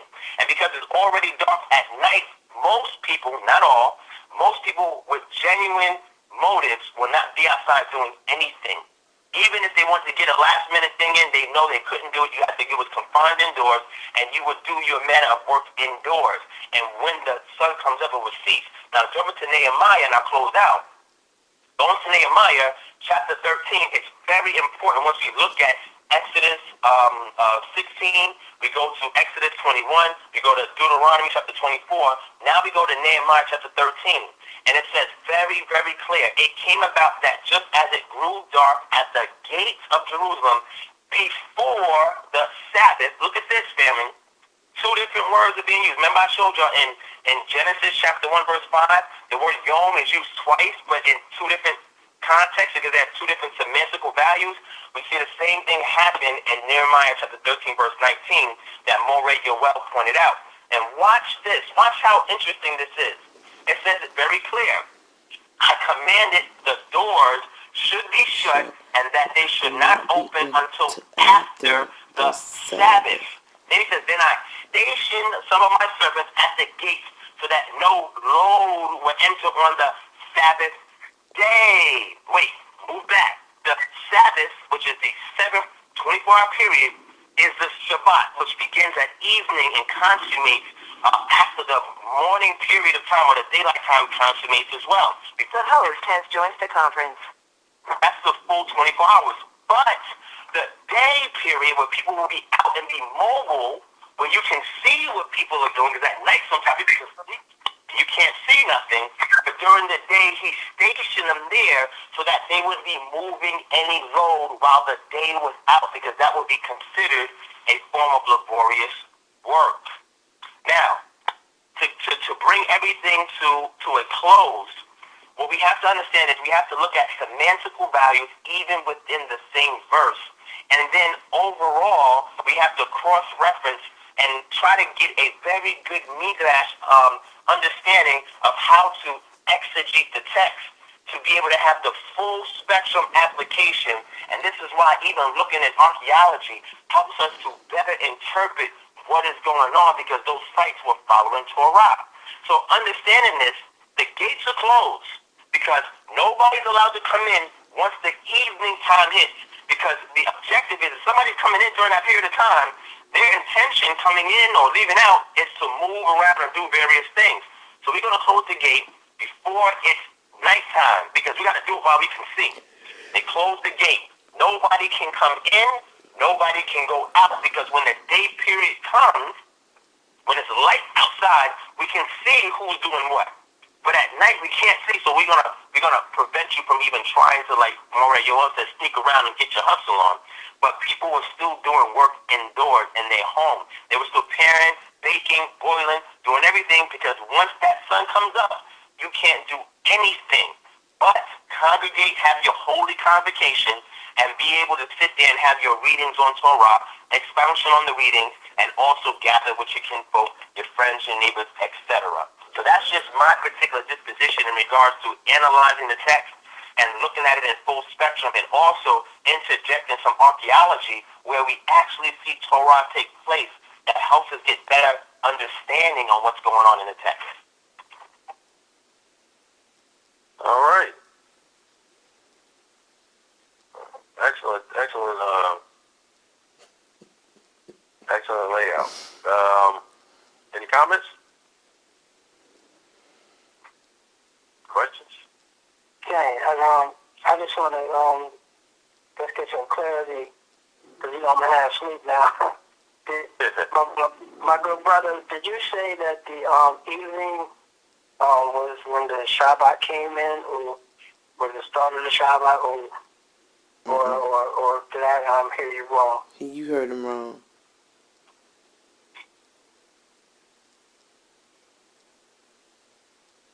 It sounded like you said that the Shabbat begins in the evening.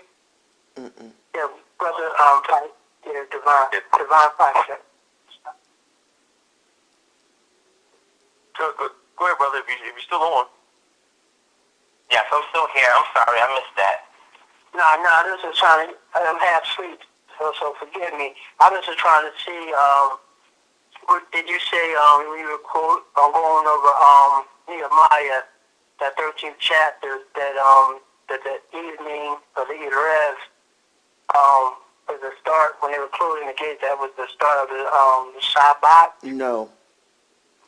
That was the start of the Shabbat, meaning the 7th 24-hour period of time. But the Sabbath day is when the work was being performed, where they had to cease from their labor. So preparation was still going on in the evening when that 7th full period 24-hour day came in. But once the daylight hit, everybody had to cease from any type of laborious labor. And the most of the labor that was being done during that time in the evening, because of no true artificial light at night, was being done indoors. But the moment the sun comes up, the Sabbath day period, portion of the 24-hour period, you can't do anything indoors or outdoors. All you're doing is gathering and having your daily readings and social gatherings, and setting apart that day aside to focus on the Creator. So hopefully that gives an explanation of where my position is. But again, like I said, the 24-hour period, and then there's like a calendrical day, and then there's a business day. The business day was when the sun came up and the sun set, and nobody did anything indoors, outdoors, whatever. But at night, the previous evening, which is a portion of the 7th period of time, people still did work, but they confined it indoors because they couldn't see outside. And that was my explanation on that. Okay, so with that in mind, so when would the Sabbath day come to a close? All right, so both, whether it's the full 24-hour period of time or whether it's just the business hours, all came to a head in the Erev going into the next day. So if we're going to use, let's say, this Gregorian calendar week as an example, Friday, when we say Friday, we're thinking about a period of time according to the Gregorian calendar, which will be 12 a.m. to 12 a.m. the next day, right? But if we were to convert that slightly or modify it to understand Hebraic thoughts, it would be when the sun sets. So the sun setting on Friday is opening up the Sabbath, or the 7th reckoning of time in that week period. And during that time period, people confined work to indoors because it was too dark outside to do anything. So most people would still prepare, bake, do whatever work, and they would do it inside. But the moment that the day broke, or the moment we get boker, now we have a different situation, because now any manner of work has to stop. I don't care if you're doing indoors, out, everything, whatever you're doing, you need to stop.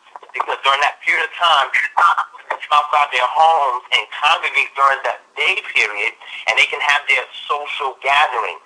So that is how I render that as far as a Sabbath, or the 7th, and the daylight portions where indoor, outdoor, any kind of work must cease. Okay. This is my last point. You're making it very clear for me.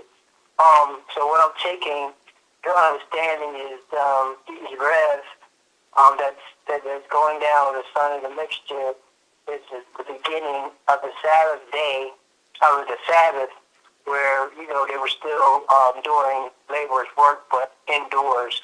But on that Sabbath day, everything had to cease for certain things, and the closing out of the Sabbath day was in the Erev,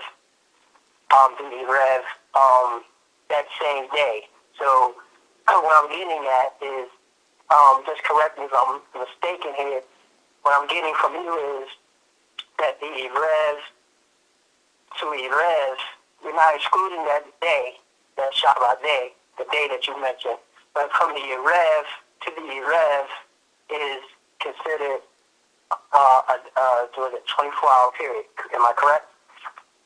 Yes. Because, and I say that because when we, and I'll say this, and hopefully this will help to expound on it a little bit more. When we look at the Yom Kippur, right, an interesting thing happens. We see evening to evening. We don't see that nowhere else in the text. It's very unique that the scribes decided, I need to put down these instructions because they're doing something that is abnormal. So this is why we only see it there, and we got to pay attention to this, because look at this. Typically, people will still be doing indoor work that evening. That's why you have to rest from any and every kind of labor from that evening to evening. Because prior, people will still work in the evening and the Sabbath indoors and prepare and do whatever. But now you got to afflict yourself. You can't prepare food or anything. You need to afflict yourself now where you can no longer do that. You got to fast. You can't even eat that night.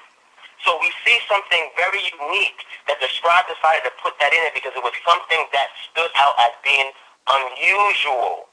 Because typically people will still work on the Sabbath period of time, not the day portion, but just in general, indoors. But now on Yom Kippur, you got to stop all of that because now the priest has to do his work from evening to evening, and we have to also partake somewhat in what the priest is doing by afflicting ourselves while he's atoning for us.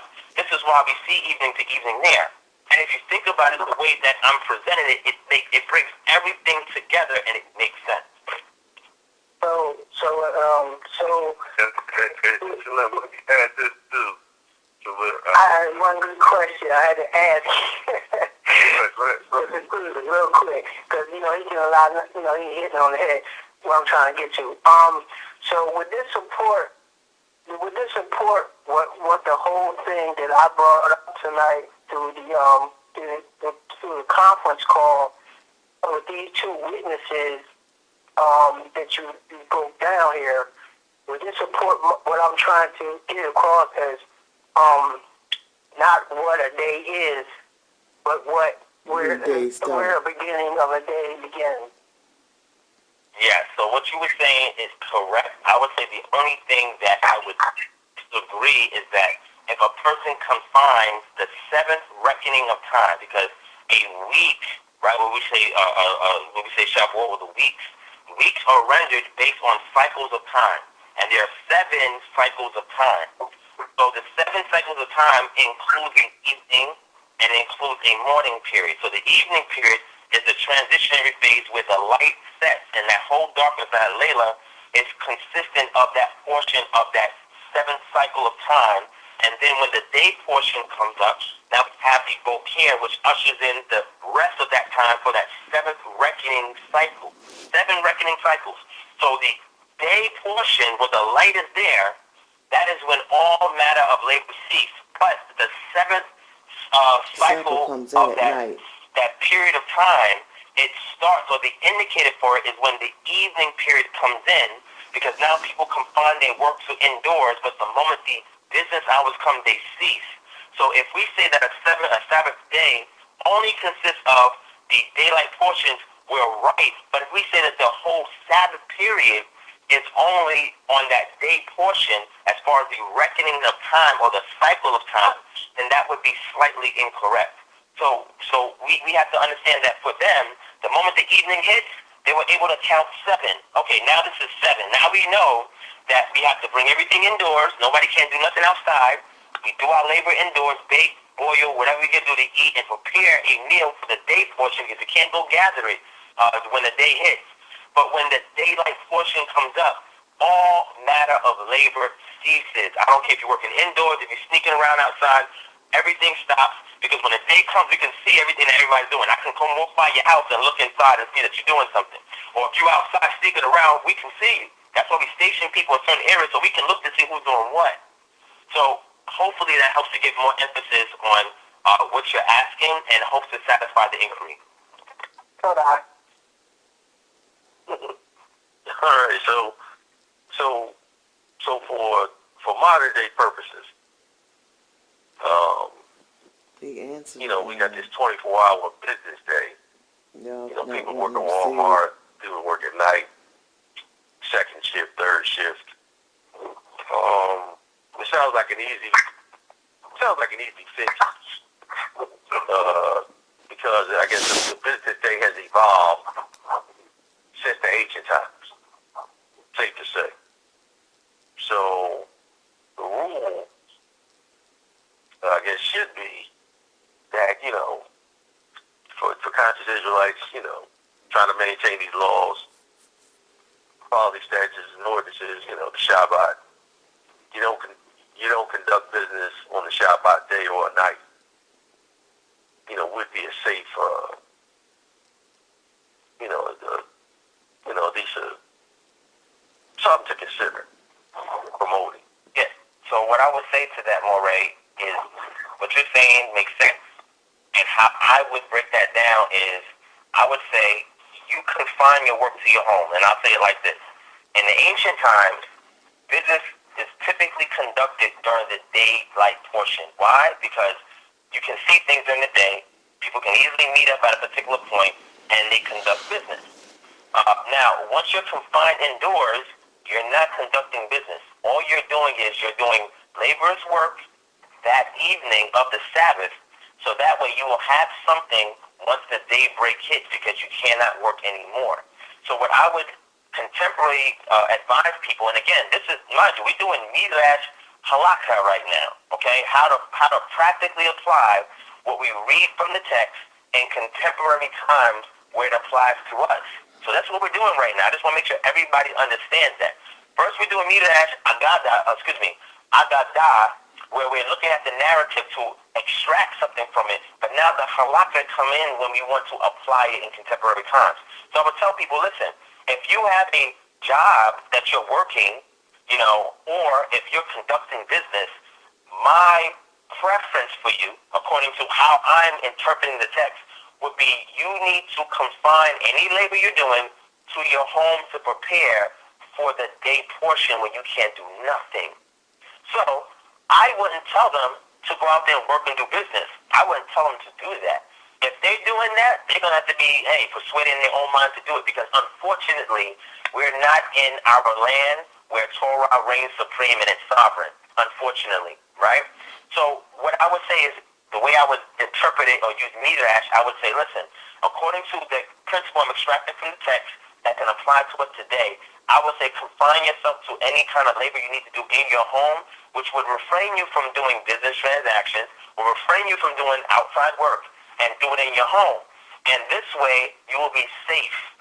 But this is how I would give Midrash on that. And then somebody else will go back and look and say, hey, you know what?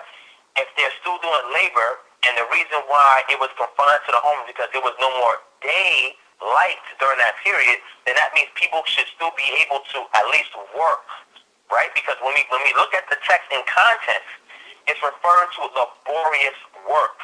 When we get to buying and selling, we see that develop a little later on. So we're talking about laborious work. Any work that requires you to put a shovel to the ground, for you to take a sheaf of wheat, for you to pluck stuff from the plants, or from you to carry loads from one point to another. This is very, very tricky, because there's different ways people will apply and create a halakhic law out of what they're interpreting from the text. But I would say, to be on the safe note, keep whatever you got to do indoors, prepare for the Sabbath, so that way you're in the safe zone. That would be how I would interpret it if I was give those instructions out, preferably. But again, it's open up to how people decide they want to apply halakhic law to their lives. So, I'll share again. So basically, just in, I guess, keeping reverence for the Creator, you wouldn't pick the Shabbat, to start moving furniture around, or catch up on, a week or 2 weeks, or maybe a month's worth of laundry. You might got, your house needs to be painted. You might need to, do some plumbing, some electrical work. It would be best to wait or pick another day other than Shabbat to do, certain work around the house. You want to limit that to just pretty much relaxing, and you want to do a little cooking, watch a little TV, just to have just a conscious respect, I would say, for the Creator and the nature of, what the Sabbath is supposed to be about. You don't want to pick the Sabbath to do those things that I listed, per se. You could do them in the 7th hour. Would that be fair?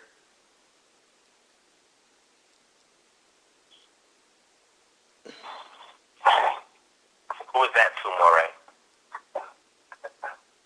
No. there could be anyone that want to address it.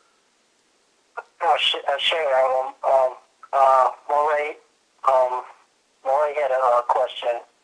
When he get a chance, he had a question too. Okay, I mean that could, that question is on the floor, and if someone wanted to address it, they can. And Brother Yoel, you could make your comment. Yeah, I just had a couple points I wanted to bring out, and that is to say that I don't agree with the fact that we excel during the evening. There are too many examples when our people actually did work in the evening. And remember, there are certain occupations that we had to do 24 hours around the clock anyway.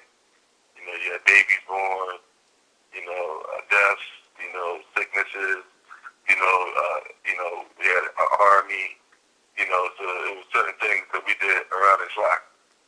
Anyway, I think it is fair to say that most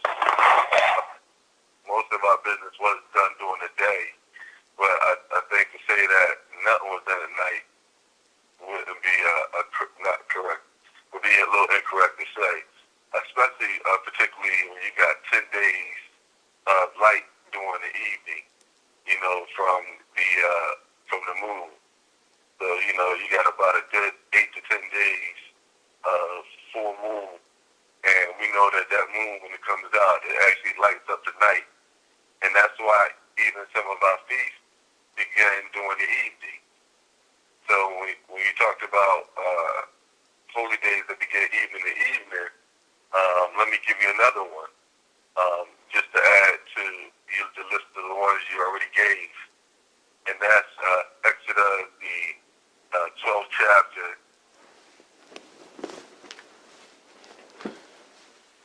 verse 18, and that's when it mentions Kagmatsu, the feast, and it's mentioning how you're supposed to begin the feast, what day, for the first day. It mentions the evening, and so we got other holy days that mention the day starting in the evening, and that's one of them, and that's for Passover.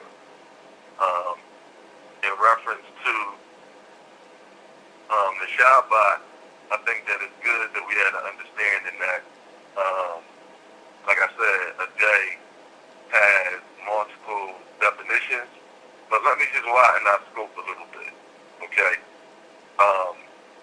Day doesn't just mean, like work day.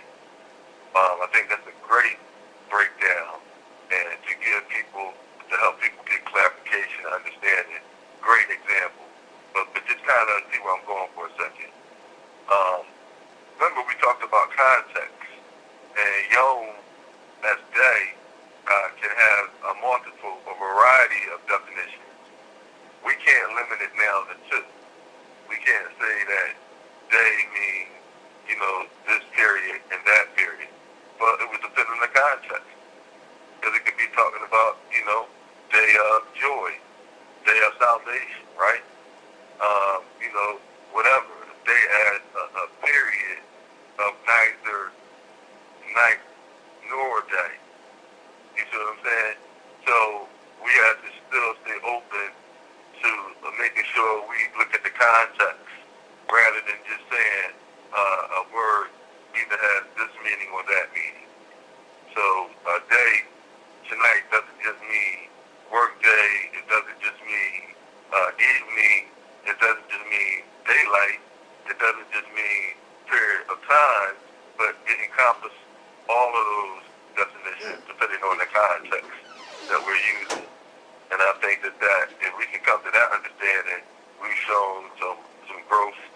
And I'm happy to hear from my brother Devon and to hear a lot of the growth from some of the things that he's been mentioning in terms of the Hebraic thought and even, the Mikra Kodesh and the Midrash and different concepts that help bring forth Hebraic thought and Hebraic understanding. That's very important for us to show cultural references in history. And the scripture in Nehemiah was definitely one of those cultural breakdowns of making sure that we understood an example of when the day begins and the period of time begins. So that's what I wanted to share with the family. And I'm enjoying the dialogue, and may the Most High continue to bless us all and can keep us in righteousness. Hallelujah.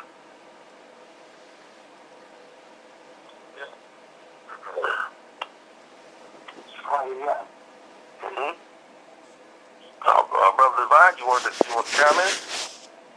No. What I want to do just agree with Moray Yoel in regards to understanding context, right, and semantical value. And these, if we are able to look at these two things and understand them, it helps us give us some better insight. And like he said, the book of Nehemiah actually gave you the application of what was being restored. And remember, there was discontinuity when the Israelites or the Yahudim went into captivity. For 70 years, they was in Babylonian society. And coming back from Babylonian society, they were using the oral tradition and social memory to reconstruct things the way they were before they went into captivity. Because remember, the people who are coming back, a lot of them were very young, if they were even born, when the siege took place. All right?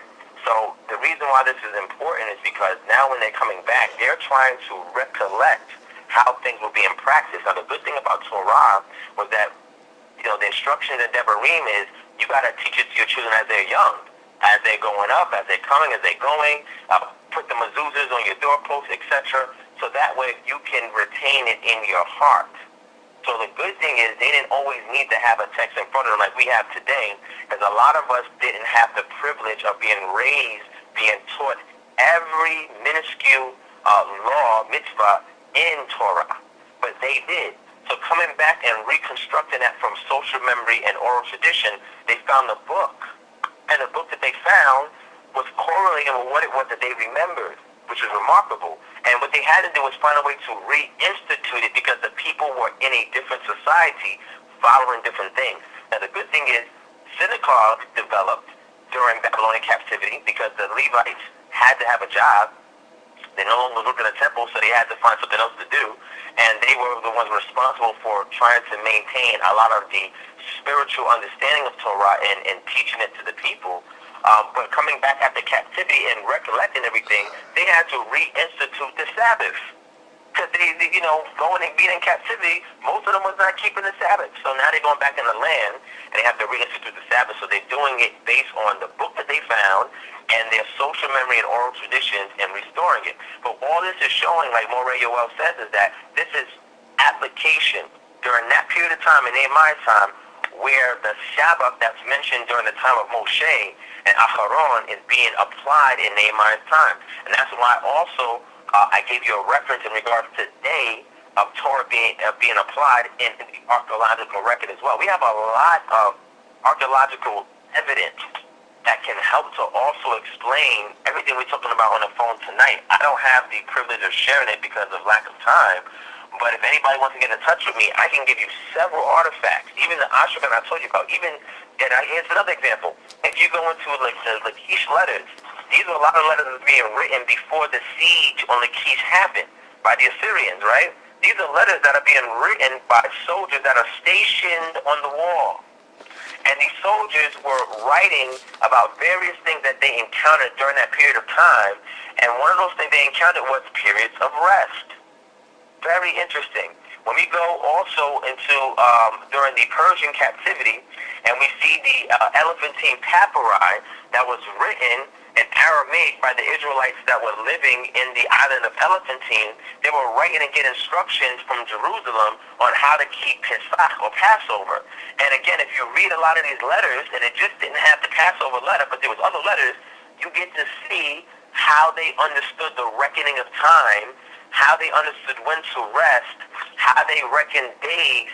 You see all of this. So the unfortunate thing is sometimes we just only limit our cultural understanding to the text, and we don't look at other things that complement the text, that make it come to life and practical use, in which people who really lived and died actually were trying to practice and oppose it as best that they could. And a lot of times we lose a lot of that information, because the earliest works that we have is during the Grecian captivity, in which we had a different way of prescribing the text that we had. So this is why it's good to see, well, how are they practicing in the land before captivity? And we can understand how they reckon of time while they were in their sovereign state, not in captivity like we are today. Because once you hit captivity, guess what happens? You have different sects, different groups that pop up with different reckonings of time. That book that I gave you guys is an example of several sects that had different ways to reckon time in order to pinpoint the Moedim. So again, reading the text and knowing Torah and the rest of the Nevi'im and Ketuvim is great, but if we're not able to correlate it with other evidence outside of it that will give us better insight on how people actually live, we're only limiting the scope on these type of discussions, when looking into those sources can actually resolve these difficulties for us.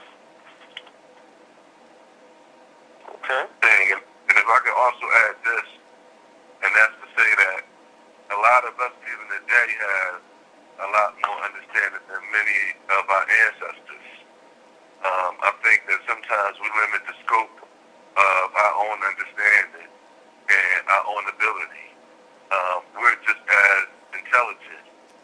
We're just as knowledgeable. Some of us even more knowledgeable because of the amount of power and the amount of information we have at our fingertips and disposal. You know, I mean, it's far more than any of our ancestors ever imagined. And so I say that to say that even though it's important for us to look at some of our artifacts and some of the things that ancestors done, it's also important that we believe in ourselves, and we also carry on the torch, furthering that understanding and creating more scholarship. And I believe, Ryan, you're also an author, so you understand the importance of creating ownership, creating material, and telling our own history. So this really encourages us really to begin writing, because I would really rather read one of your writing than somebody from 500 years ago. You know, because your writings would have more relativity to me and our time and what we're going through, and possibly even more insight, because you have more information available to your face, to you. And so that's just an encouraging statement to say we have that ability to really be powered, to be God in a sense, to be creators, to develop new thought and new understanding ourselves. And so I just wanted to plug that in addition to what you had said, Ryan. That's excellent, Moray. Well, and what I will say as a reference, because like I said, I didn't have a lot of time. I want you guys to go and look at the Lachish letters, right? If you look at the Lachish letter, Lachish Ashrakan number 3 and number 4, they mention the word night, this very day, today, etc. When you go back and look at how it's transcribed from the actual Ashrakan, you'll see what words that they're using and the context in which they're using it, right? And if you go back and look at these things, and I believe that they're housed in the British Museum, if my memory serves me correctly, you can actually go online and look these things up. On this, a couple of books as well that you can get from a university or library, where they actually have the constitution and translation of these letters. And again, you can see that, for example, fleeing or moving, a lot of times, depending upon the situation, typically it would be during the day. But if there was some kind of issue, like for example in Shemot 12, but they left in the evening where they had to leave in a rush, they would leave during the day. So certain things were going on, like certain attacks were going on in the city, and the people were lighting fires and sending fire signals, right? They were traveling and bringing loads with them during certain periods of time. And when you actually see how they're living their life, it's looking at Torah in real world scenarios. So I encourage everybody, just one of many groups of letters that we have from our ancestors. But, you know, like Morayo says, It's best to look at works of our contemporaries because we'll be able to see things that they didn't see and be able to put all this data together to better present it to our community as servants first before we become teachers. We must be servant students before we can step on and say, no, I'm going to teach everybody. Well, I'm a rabbi, I'm a moray, but who are you serving? Right? Are you more about other people or yourself? And I think the good thing about all of us on this line tonight, and I end up with this, is that we all strive to be servants.